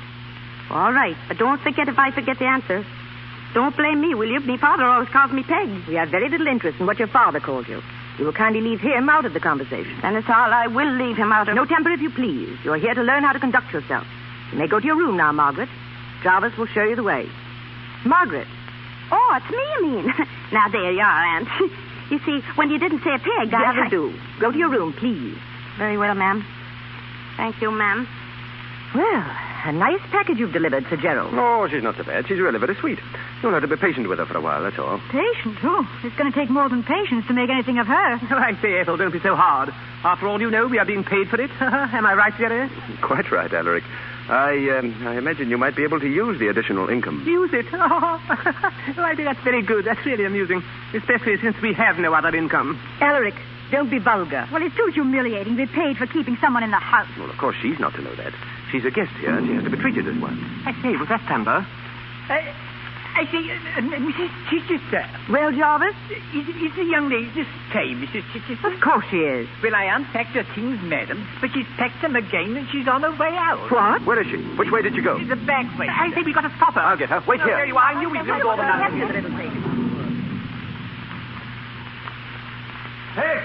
Peg, where are you? Oh, shut it out! Shut it out! Hey, come away from that door. Shut it out! Shut out the storm! Yeah, it's all right. It's all right. Now, don't be frightened. It's only a summer storm. Oh, sure, in summer or winter, they shrivel me up. Oh! Stop it now. Get a grip on yourself. I can't. When I hear the great crashes of thunder, I remember all me sins. Now, sit down. Go on. Sit down. There now. It's all over. Oh, thank heaven for that. Where were you just going? I was going out, I was. Out of this house and back to me father. Oh, but you can't do that, Peg. Oh, yes, I can. I'm not wanted here. That's easy to see. Oh, but you are wanted, Peg. I happen to know. And who is it wants me? Not old Mrs. Chichester. And not me cousins either. Them with their sour faces. I'm not used to sour faces, I'm not. Well, then, I want you to stay. Will you do it for me, Peg? You? Oh, Your Honor. You've been very kind to me, you have, and that's the truth. But they're not going to make a lady out of me if I can help it. You can't make a silk purse out of a sow's ear. That's what my father says. And that's what I am, a sow's ear. I don't agree with you, Peg. I don't care whether you do not. I'm a sow's ear, well, I am. if you insist. Thank you. But you're going to stay? Well, seeing as it's you who's asking me, Your Honor. It is.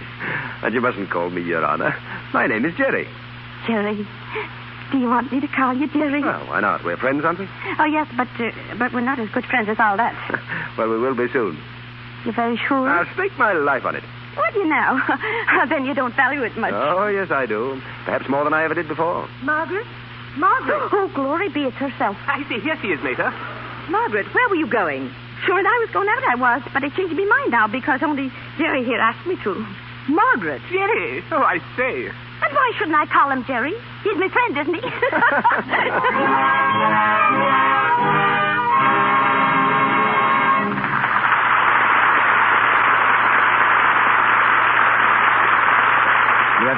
Act One of Peg of My Heart. In just a few moments, we will continue with Act Two of our play, starring Marion Davies and Brian Aherne. But now it's intermission time in the Lux Radio Theater. While we're waiting for Act Two, we want you to go with us to an attractive home in Westwood. There we meet an important Hollywood lady, one of our few women executives. She's settling down for a visit with her sister, just arrived from the East for a month's stay. Now, Lou, tell me all about it. How does it feel to be a married woman? Oh, just wonderful, sis. Harry's an angel. You'll love him. Will I? Oh, yes, he's the most perfect husband. Praises your biscuit. Mends broken chairs. Tends the furnace, I suppose. Does he wash dishes, too? Certainly not. I'm the chief cook and dishwasher in our house. Well, your hands don't show it. I'll say that. Of course they don't, sis. I'm very particular about the way I wash dishes. I never use anything but Lux Flakes. I've heard so much about Lux around the studio, but I don't know much about dishwashing. Is it so wonderful for that, too? It is wonderful, sis. Well, I've been washing dishes for months, and my hands haven't once felt the teeniest bit rough or chapped. They say Lux hasn't any of the harmful alkali that some soaps have. That's why it doesn't dry your skin. Your hands really are nice, Lou. Nice enough to kiss. And tell me, honest now, doesn't Harry... Yes, he does, silly, and I hope he'll always want to. And now, let's go back to our play. Mr. DeMille sets the scene for us. We continue with Peg of My Heart, starring Marion Davies and Brian Aherne with Benita Hume.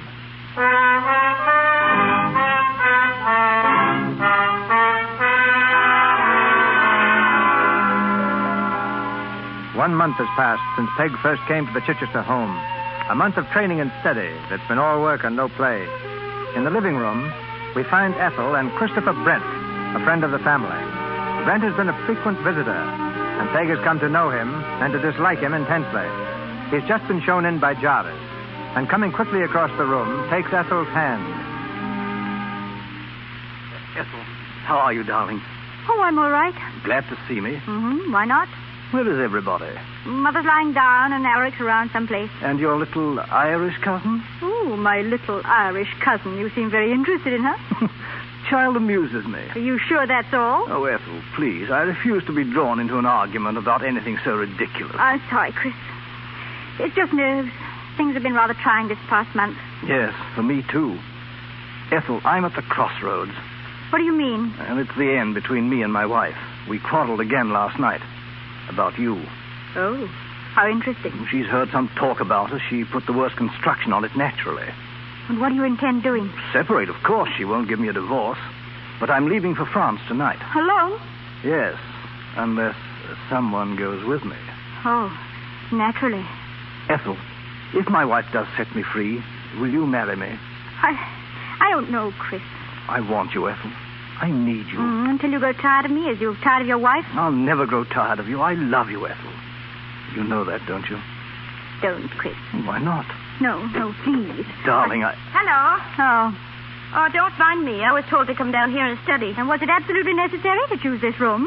Well, it's as good as any other, I guess. But I won't be in your way. I'll just sit off in the corner, and you'll never even know I'm there.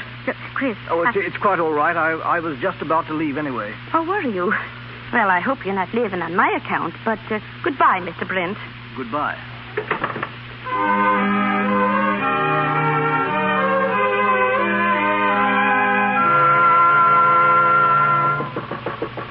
Who is it? May I come in? Oh, what do you want? Oh, just to say good night. It's a nice room you have, Ethel. Well, I'd feel terrible if it didn't meet with your approval. Why are you looking at me like that? Well, aren't you my model? Oh, good night, please. Oh, Ethel, please don't be angry with me. I didn't mean it, Ethel. Ethel, won't you make friends with me? We have nothing in common. Well, that doesn't prevent us from being decent to each other. I'll meet you 3/4 of the way if you'll only show one generous feeling toward me. You would if you knew what was in my mind. You're a strange creature. You got us mixed up. I'm not the strange one. What? Oh, I watch and listen. And listen to you. You turn your face to the world as much as to say, aren't I the easygoing, sweet-tempered, calm young lady? And you're not quite that, are you?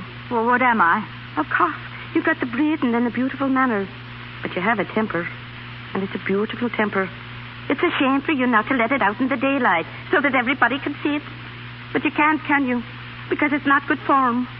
And with all your fine advantages, you're not very happy, are you? Are you? No. Neither am I in this house. Ethel, I'd like very much to ask you something. Well, what is it? Do you know anything about love? What? Have you ever been in love? Well, no, I haven't. Have you ever thought about it? What do you think about it? Very little. Oh, you're wrong. It's the most wonderful thing in the world. To love a good man who loves you. A man who makes you hot and cold, burning like fire 1 minute and freezing like ice the next. Who makes your heart leap with happiness when he comes near you and ache with sorrow when he goes away from you. Oh, it's mighty disturbing. Well, how do you know all this? I read about it in a book. Oh, I see. Don't you like men, Ethel? Not much. But you like Mr. Brent, don't you? Certainly I do. He's a very old friend of the family. He has a wife. Well, what about it? Oh, nothing, Ethel. But tell me this. Is it customary for English husbands to go around kissing other women? I suppose you're referring to what you saw downstairs today. Well, in a way, yes. Will you kindly have the decency to keep your observations to yourself? Oh, sure, please, Ethel, don't be angry with me. I only wanted to tell you something. I don't care to hear it. Now go away. And just for a change, try minding your own business.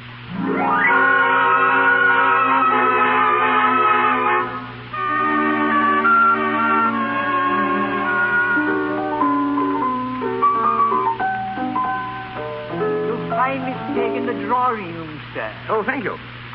Jerry, is it you? Oh, hello, Peg. Hello. Sit down, Jerry. Oh, can't stay. Just dropped in to ask you something. Yes? Well, there's a dance tonight at the country club. Would you like to go? Would I like? Oh, indeed I would. Good. We'll have to ask your aunt, of course. Would we? Oh, but she'll never let me, Jerry. Oh. She won't, I know. But don't let's take any chances. Let's go to the dance tonight, and I'll ask her tomorrow morning. Peg, but that's not fair. I know, but it's a dance. And if you think I'm going to let it get by me, you're very much mistaken. When the lights are all out and they're all asleep, I'll creep down the stairs and meet you at the foot of the path. And if it goes against your tender conscience to take me, I'll take you. That's how we'll settle that. But there may not be any occasion to do any such thing. Your aunt may be delighted. Delighted? Sure. She doesn't know the meaning of the word. Well, why shouldn't she let you go? After all, I'm an old friend of the family. And, well, we're good friends, too. Aren't we, Peg? I guess we are, Jerry. Did you ever hear what Tom Moore wrote about friendship? No. Would you like to hear what Tom Moore wrote about friendship? I'd love to. All right. There's a tune that goes with it, but I won't sing the words. Why not? Well, it wouldn't be fair to Tom Moore. It's about a girl, that is, who built a shrine, and she thought that the best thing in the world to put in it was an image of friendship. You see, she was like you. She thought that there was nothing in the world as nice as friendship. Yes? Yes, and this is what happened to her. She flew to a sculptor who sat down before her, a friendship the fairest his art could invent, but so cold and dull that this useful adorer said plainly that was not the friendship she meant. Oh, never, she cried, could I think of enshrining an image whose looks are so joyless and dim. But yon little Cupid, midst roses reclining, we'll make, if you please, sir, a friendship of him. So the bargain was struck. With a little god laden, she joyfully flew to her shrine in the grove. Farewell, said the sculptor. You're not the first maiden who came but for friendship and took away love. Now, where in the world did you learn that? Me father taught me that. Tom Moore's my father's prayer book. Who came but for friendship and took away love. Well, that's happened to a lot of men, I think. To a lot of women, I think. Has it ever happened to you, Peg? To me? Well, no. Maybe it would sometime if I was different. But, I'm just an Irish nobody. Oh, don't say that. I'm sure there's a little something good in me. But the bad little something always beats the good little something out, so it does. Well, you'll have to put a rein on the bad something, then. So I will. But would you mind very much if it had just one more spurt before I killed it altogether? What do you mean? I want to go to the dance. It's the last bad thing I'll ask you to let me do. I'll behave like a saint from heaven after that. Well, I still think you should ask your aunt. All right, I will then. But yes or no, I'm going to that dance.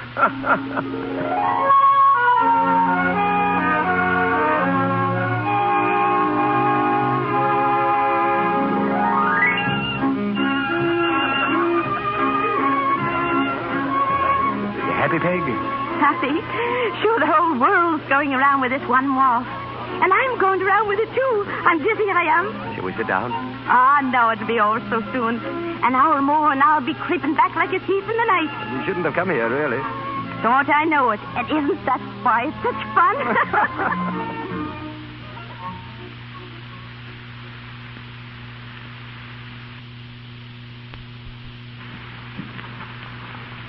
Well, here we are. Oh, yes, here we are.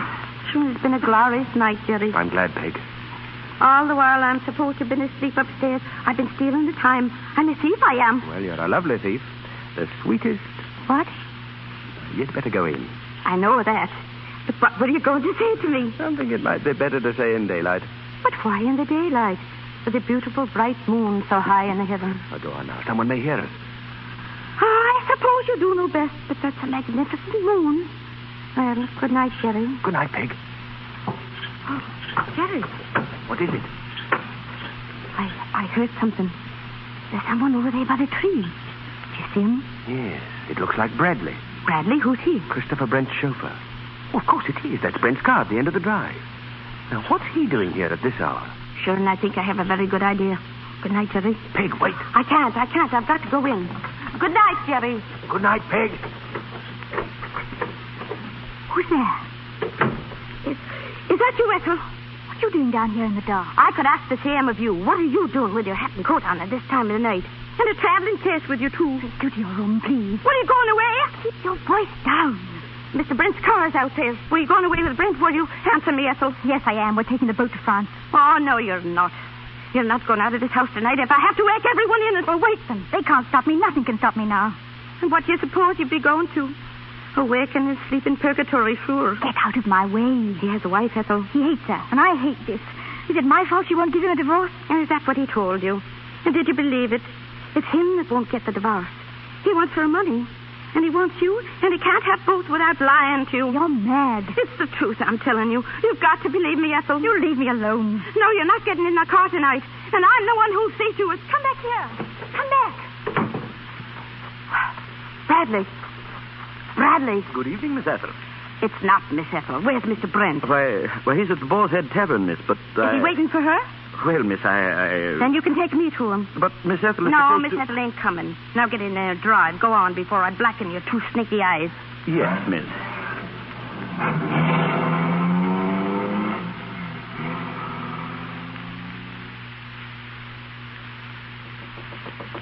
Who is it? Is it you, Ethel? Ethel, why don't you... Oh. You can close the door, please. What are you doing here? I came to see you, Mr. Brent. Yes, that's obvious. There must be some other explanation. Won't you sit down? Oh, no. I can tell you what I think of you standing on your own 2 feet. Really, now? And I'll thank you not to interrupt me. It'll take me a long time, it will, thinking of bad words enough to describe the likes of you. Yes.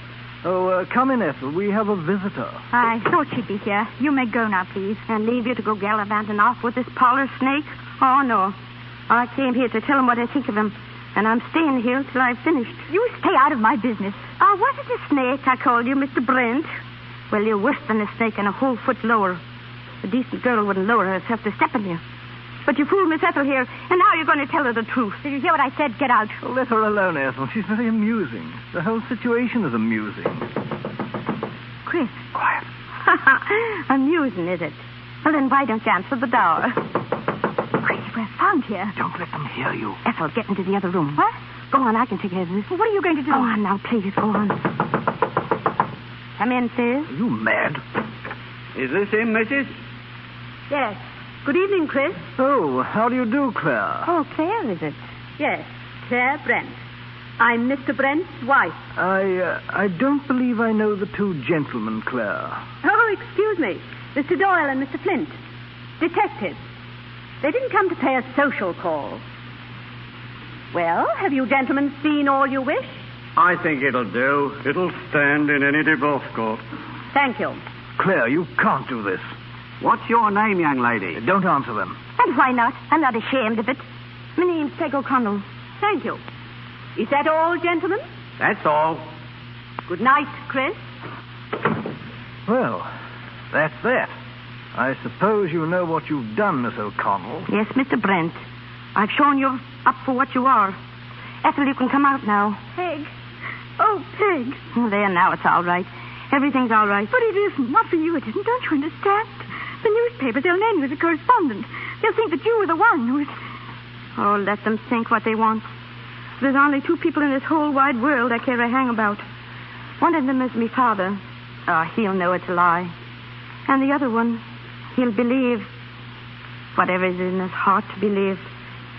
Oh, now I think we'd best be getting home. We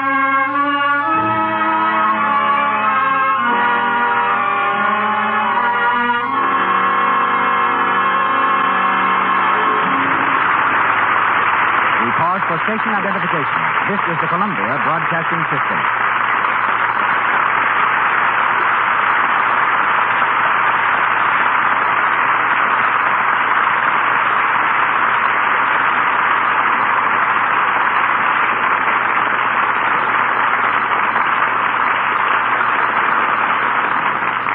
Down comes the curtain on Act 2 of our play, starring Marion, Davies, and Brian Aherne. One of the characters in our play is a 4-footed gentleman named Michael. And for the next moment or two, before going into Act 3 of Peg of My Heart, we'll hear about Michael's Hollywood relations, the dogs of motion pictures. I don't know what a dog's vision of paradise may be, but Hollywood comes pretty close to being a canine heaven. The home of practically every star has 2 or 3 tail waggers. Many of our celebrities raise prize dogs as a hobby. Charlie Ruggles raises them as a business. And here you'll find catering shops, dude ranches, haberdashery stores, beauty parlors, and expert medicos, all dedicated to a happy, healthy Fido. Our guest, Earl Johnson, has trained motion picture dogs for many years, including Flush, whom you saw in the Barretts of Wimple Street. His most famous star is the German Shepherd, Lightning, hero of such films as Wings in the Dark, The Case of the Howling Dog, and White Fang. And now, Mr. Johnson, just what does it take to be a Clark Gable in dogdom? Same 2 qualities, Mr. DeMille, the human stars must have. Intelligence and personality. Lots of dogs could be taught to do everything that Lightning does. His success is due chiefly to the personality he exhibits in doing his tricks. In the days of silent pictures, when a dog was playing a scene, all a trainer had to do was speak commands. This, of course, can't be done in talking pictures. How, then, do you convey to a dog what you want him to do? Well, before a scene is shot, the dog is rehearsed, just like any other member of the cast. But naturally, when the scene is being played, the dog can't understand the dialogue, so they must get his directions from the trainer. The trainer stands near the camera and tells the dog exactly what to do through certain simple movements of his hands. But does Lightning know when he's acting and when he isn't? Yes. He'll attack a man and rip his clothing to shreds and perform with all the viciousness of a wolf. As soon as the scene is finished, he'll run up to the same man, wag his tail, and lick his hands like a puppy. And he'll never let his teeth so much as scratch the skin of the man he's attacking. All that, of course, being the result of careful training. A dog's career in motion pictures is much the same as a man's. If he's to get an important part, he must pass a screen test. I tested 11 dogs before I found Lantloper, the Cairn Terrier who performs in The Buccaneer. He even walked the plank for me. Yes, famous dogs like that have their own dressing rooms, their own doubles and stand-ins, and receive hundreds of fan letters. Lightning's stand-in is his own son, Lightning Jr., who's learning the picture business in that manner. And if a dog has a feature part in a film, he's hired like any other important player through the casting office. If he's an extra, so to speak, he's hired through the property department. What can you tell us about Lightning's rival for screen popularity, the wire-haired terrier, Mr. Astor, who appears with William Powell and Myrna Loy in the Thin Man pictures? Mr. Astor is owned by Henry East. The dog's real name is Skippy, and you'll see him again in the new film, The Awful Truth, this time under the name of Mr. Smith. Skippy is undoubtedly one of the smartest dogs ever seen in film. In his fondest possession, though he's received many more valuable gifts from the stars with whom he's worked, is a little rubber mouse named Oslo. Mr. East gives Oslo to Skippy to chew on whenever he's shot a particularly good scene. I confess I'm having a little difficulty with Josephine DeMille, our St. Bernard. Josephine doesn't always want to sit down when she's asked to. Well, here's a good way to teach Josephine, or any other dog, to sit down on command. Put your dog on a leash at your left side. Hold the leash taut in your right hand. With the other hand, stroke the dog's back. Move your hand down his back to a spot where the hindquarters connect with the spine. At this point, there's a reflex nerve. When your hand passes over it, press down a little with your finger and thumb. The dog will automatically sit down. While you're doing this, just tell the dog to sit. As he does it, give him a pat on the head. Try it again a few seconds later. Keep repeating the process until the dog learns to associate the word with the action. The most complicated trick is based on the same simple association. Keep commands short so as not to confuse him. And remember, the secrets of obedience are patience and kindness. A good idea. But Josephine's one drawback is that she usually bites the hand that pats her. Well, I know. I'll have to send Lightning over to teach her some manners. Of course, everything Lightning does is not exactly a trick. Lightning has a lot of plain common sense. And just to prove that, I brought him along tonight.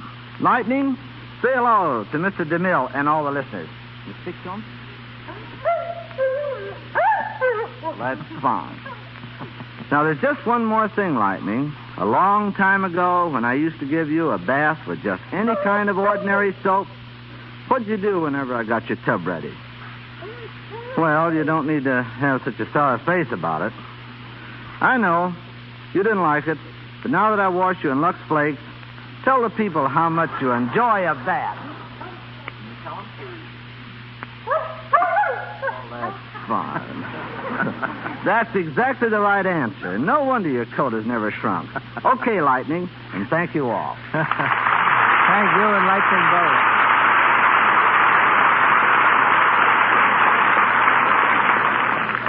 Once again, Marion, Davies, Brian Aherne, and Benita Hume in Peg o' My Heart.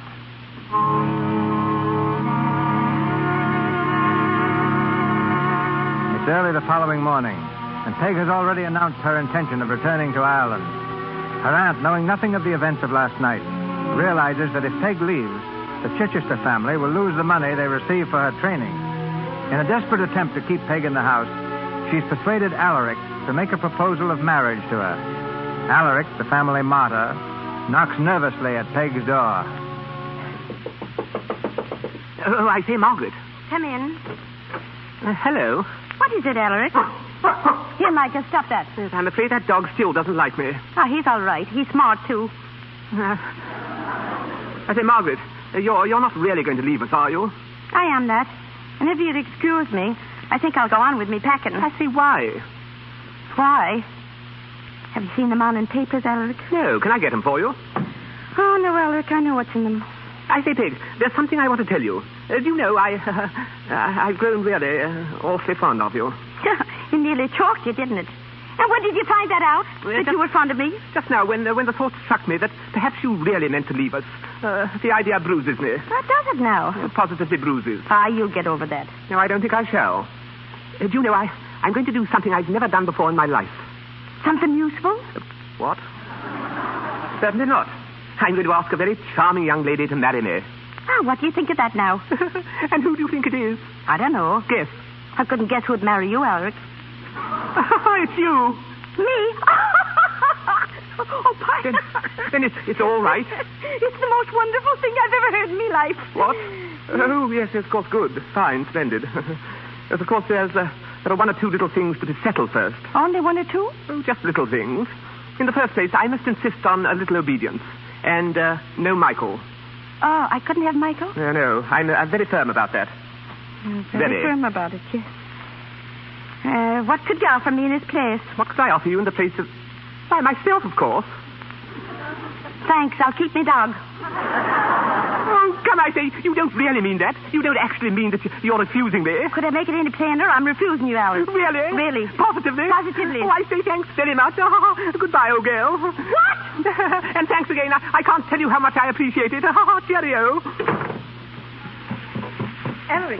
Alaric, come here. Oh, later, I asked her, and she refused me. Absolutely and positively refused me. I hope you realize how lucky you are. Oh, Mother, please. Oh, I do. But I say, you were the one who put me up to it. Look at this. In the paper. Mrs. Christopher Brent to sue for divorce. Name's Margaret O'Connor. Co-respondent. I say they can't meet Peg. Oh, yes, they can. She was with him last night. Everybody's talking about her, even the servants in the kitchen. It's too bad they can't mind their own business. Ethel, are you preparing to defend her? You who... What is a Jarvis? Mrs. Gerald, madam. Good morning. You may go, Jarvis. Yes, Good morning. Good morning, Alaric. Good morning. Ethel. I saw a cab at the door. Someone coming or leaving? Someone's leaving, and I, for one, shall be very glad to see her go. I assume you're talking about Peg. You know very well we are. Have you seen the morning paper? I have. Well? Oh, don't believe it, of course. Don't believe it. Do you suppose they'd print a thing like this if it weren't true? Well, that's what I'm here to find out. When Peg tells me it's true, I'll believe it. Until then, I prefer to think the papers have made a mistake. Now, where is she? In her room, packing. Oh, she mustn't leave England, of course. She'd lose her inheritance. Well, I'm not going to have her here. It was a mistake ever to let her come to this house. Yes, I'm beginning to think so myself. Oh, I see. I suppose you're going to blame us for what happened last night. I don't know that anything did happen. I'm speaking of other things. You were supposed to make a home for her here, and you were well paid for it. Well, have you done it? Have you done anything except make life miserable for her? How could I make a home for a girl like her? You might have tried. If you had, she wouldn't be going away now. Oh. Peg. Good morning, Jerry. I just came in, Aunt, to say goodbye. Well? Wait a moment. Sit down, Peg. It's late. I'm thinking I'm catching the boat for home. Well, you can stay a moment. Sit down, Peg. There's a story in the paper this morning about you and Christopher Brent. I thought there would be. I want you to deny it. Did you hear me, Peg? I heard you. Well, you do deny it, don't you? I only wish I could. Oh, Peg. You know, Ethel, there's nothing I've got to say, nothing. Peg, listen. I don't believe this story. I can't believe it. I know it can't be true. All I want is for you to tell me so. That's all, Peg. I'm not asking for an explanation. I'm not asking for anything except your own word. Well? I've got nothing to say, Jerry. Oh, Peg. Nothing. I'm sorry, Jerry. Well, my cab is waiting, and, well, I guess that's all. Goodbye, Jerry. Well, Jerry, I hope you're satisfied. No. Get her back. Call her back. She lied to you. What's the matter with She you? had nothing to do with it. You hear nothing. Peg. Catch her there. Ethel. Fainted. Ethel, look at Get me. some water, quick.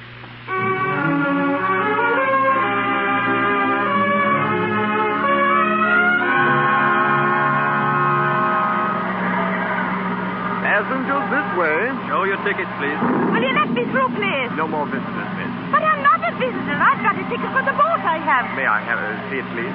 Oh, glory be. You've got to let me on. It's starting to storm. Well, if you could show your ticket, miss, I... Oh, shut it out. Shut it out. Shut out the storm. Jerry. Oh, it's you, Jerry. Oh, darling, I want to tell you...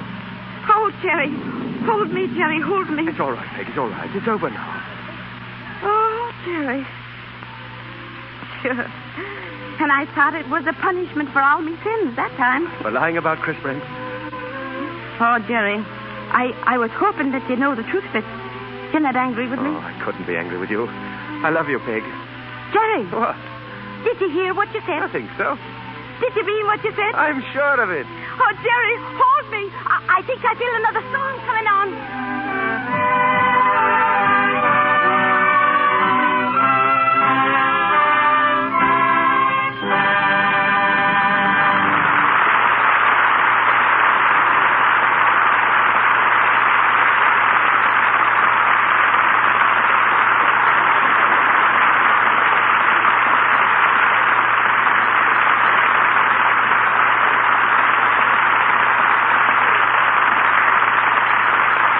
We close the pages of tonight's play, but bring Marion Davies and Brian Aherne back to you a little later. Where does a young girl live who's come to Hollywood and is trying to make a name in pictures? Some live in little boarding houses, little inexpensive boarding houses. But our most famous residence for such girls, a landmark of the film capital for 21 years, is the Hollywood Studio Club. Maintained by the National YWCA, it's under direct supervision of a group of Hollywood women. Scores of our most prominent stars contribute to its upkeep, and it's sponsored by the Motion Picture Producers Association.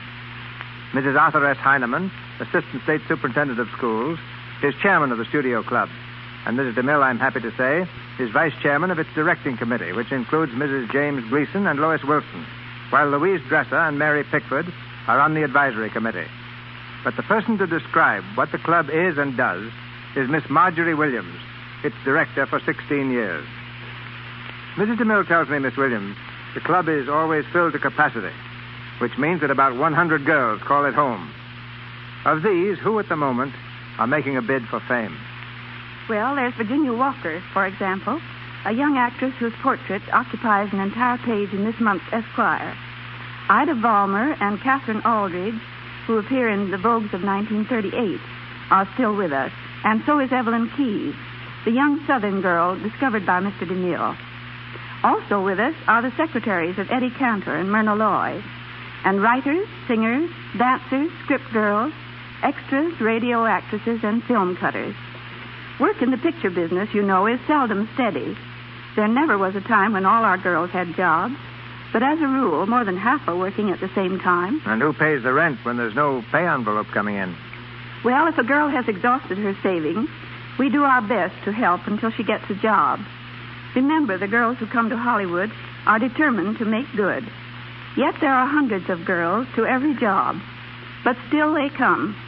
We have them from China, Austria, France, and England. Many of them are from colleges, many from excellent homes. Some with little or no education, some with only the prize of a beauty contest and the good wishes of their friends. Some arrive by Pullman coach. A few have hitchhiked, and one girl came as a stowaway by way of the Panama Canal. In 21 years, 3,000 girls have lived at the club. How many of them have attained national fame? Only about 20 or 30, Mr. DeMille, which proves how tremendous are the odds against a newcomer. The one career in which there has been distinct success is marriage. About half of the 3,000 married, and that, after all, is as big and splendid a career as stardom. The wives of Louis Stone, Marion Cooper, and Jesse Lasky, Jr. all have lived at the club. But getting back to the rent problem, they'll take all kinds of jobs, Mr. DeMille, just to hang on. We have girls singing in nightclubs, one selling insurance. Many have turned typist or business secretary. Some model clothes. And one girl rides an elephant in a circus, still waiting for that chance in pictures. I believe several of the girls have acted in the Lux Radio Theater, haven't they? Yes, they have. This program has many links with the Hollywood Studio Club. Lux is their favorite radio program, and there's no question but that Lux Flakes are their favorite wardrobe care. I don't have to tell you that many girls have moderate incomes, or how important it is to dress smartly to work in pictures. Since many girls do at least part of their washing at the club, we know what kind of soap they use. So it should interest you, Mr. DeMille, as it has interested me, to know that Lux Flakes are by far the most popular. In fact, there's really no comparison. It's so economical and does its job so well. We're glad to know that, Miss Williams. Now can you tell us how a girls' residence club in Hollywood differs from such a club in any other town? It differs to the extent that Hollywood and motion pictures differ from any other place and profession. Every girl here is decidedly an individual. Yet Hollywood gives them all a oneness of purpose that is a great uniting force. When a girl has had a bad break, when her job hasn't materialized, when her part in the picture gets no further than the floor of the cutting room, she finds a brave sympathy and understanding from her companions. From them she acquires courage and learns that she can still smile. And to me, that makes Hollywood a far greater place than merely the home of motion pictures. I hope that what I've said tonight will not encourage any girl to come to Hollywood. After 16 years here, there's no better advice I could give than simply this. Unless you are prepared, financially and otherwise, to come to Hollywood as a year's experiment, hang on to your own job, whatever it is, and wait until Hollywood sends for you. Thank you, Mr. DeMille. Thank you, Miss Williams. One of the traditions of the Lux Radio Theater is observed at this time, when you meet our stars out of character. A tradition that's never more pleasant than when the stars happen to be Marion Davies and Brian Aherne.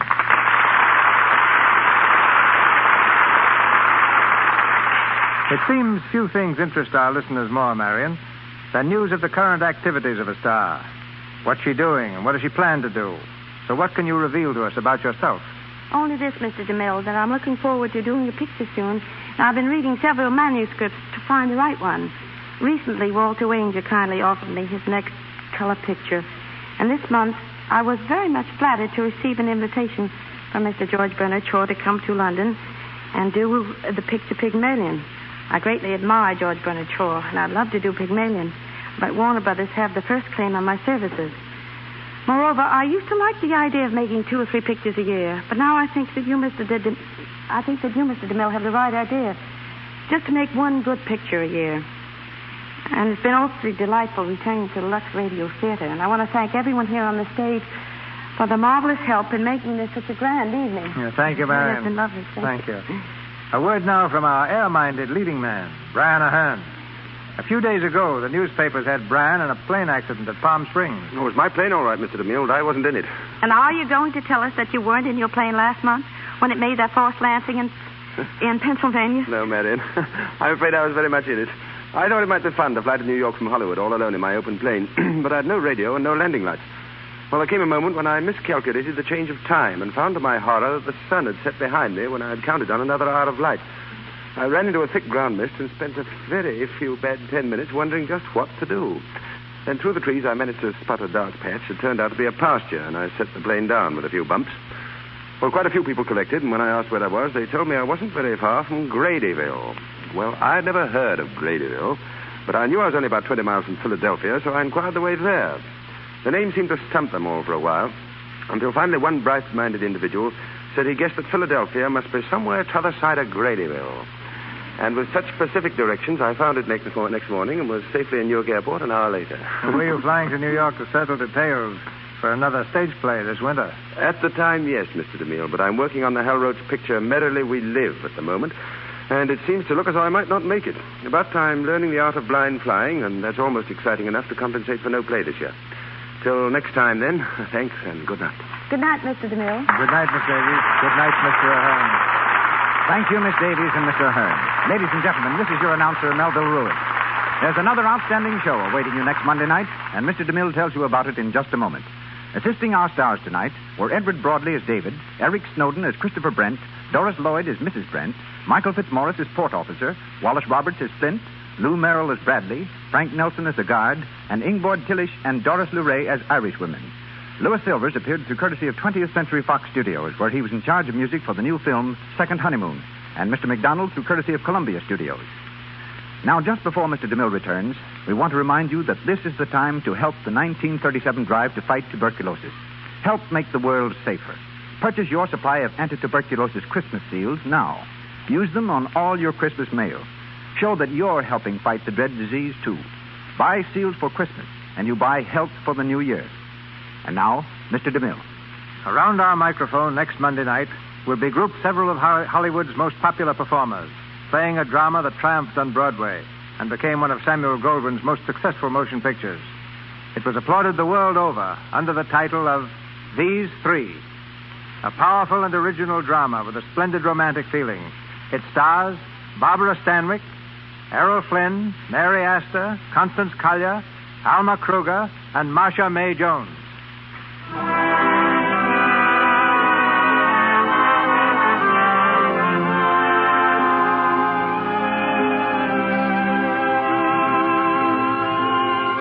Our sponsors, the makers of Lux Flakes, join me in inviting you to be with us again next Monday night when the Lux Radio Theater presents Barbara Stanwyck, Errol Flynn, and Mary Astor, and an all-star cast in These Three.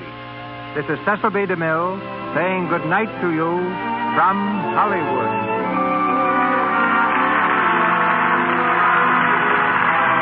This is the Columbia Broadcasting System.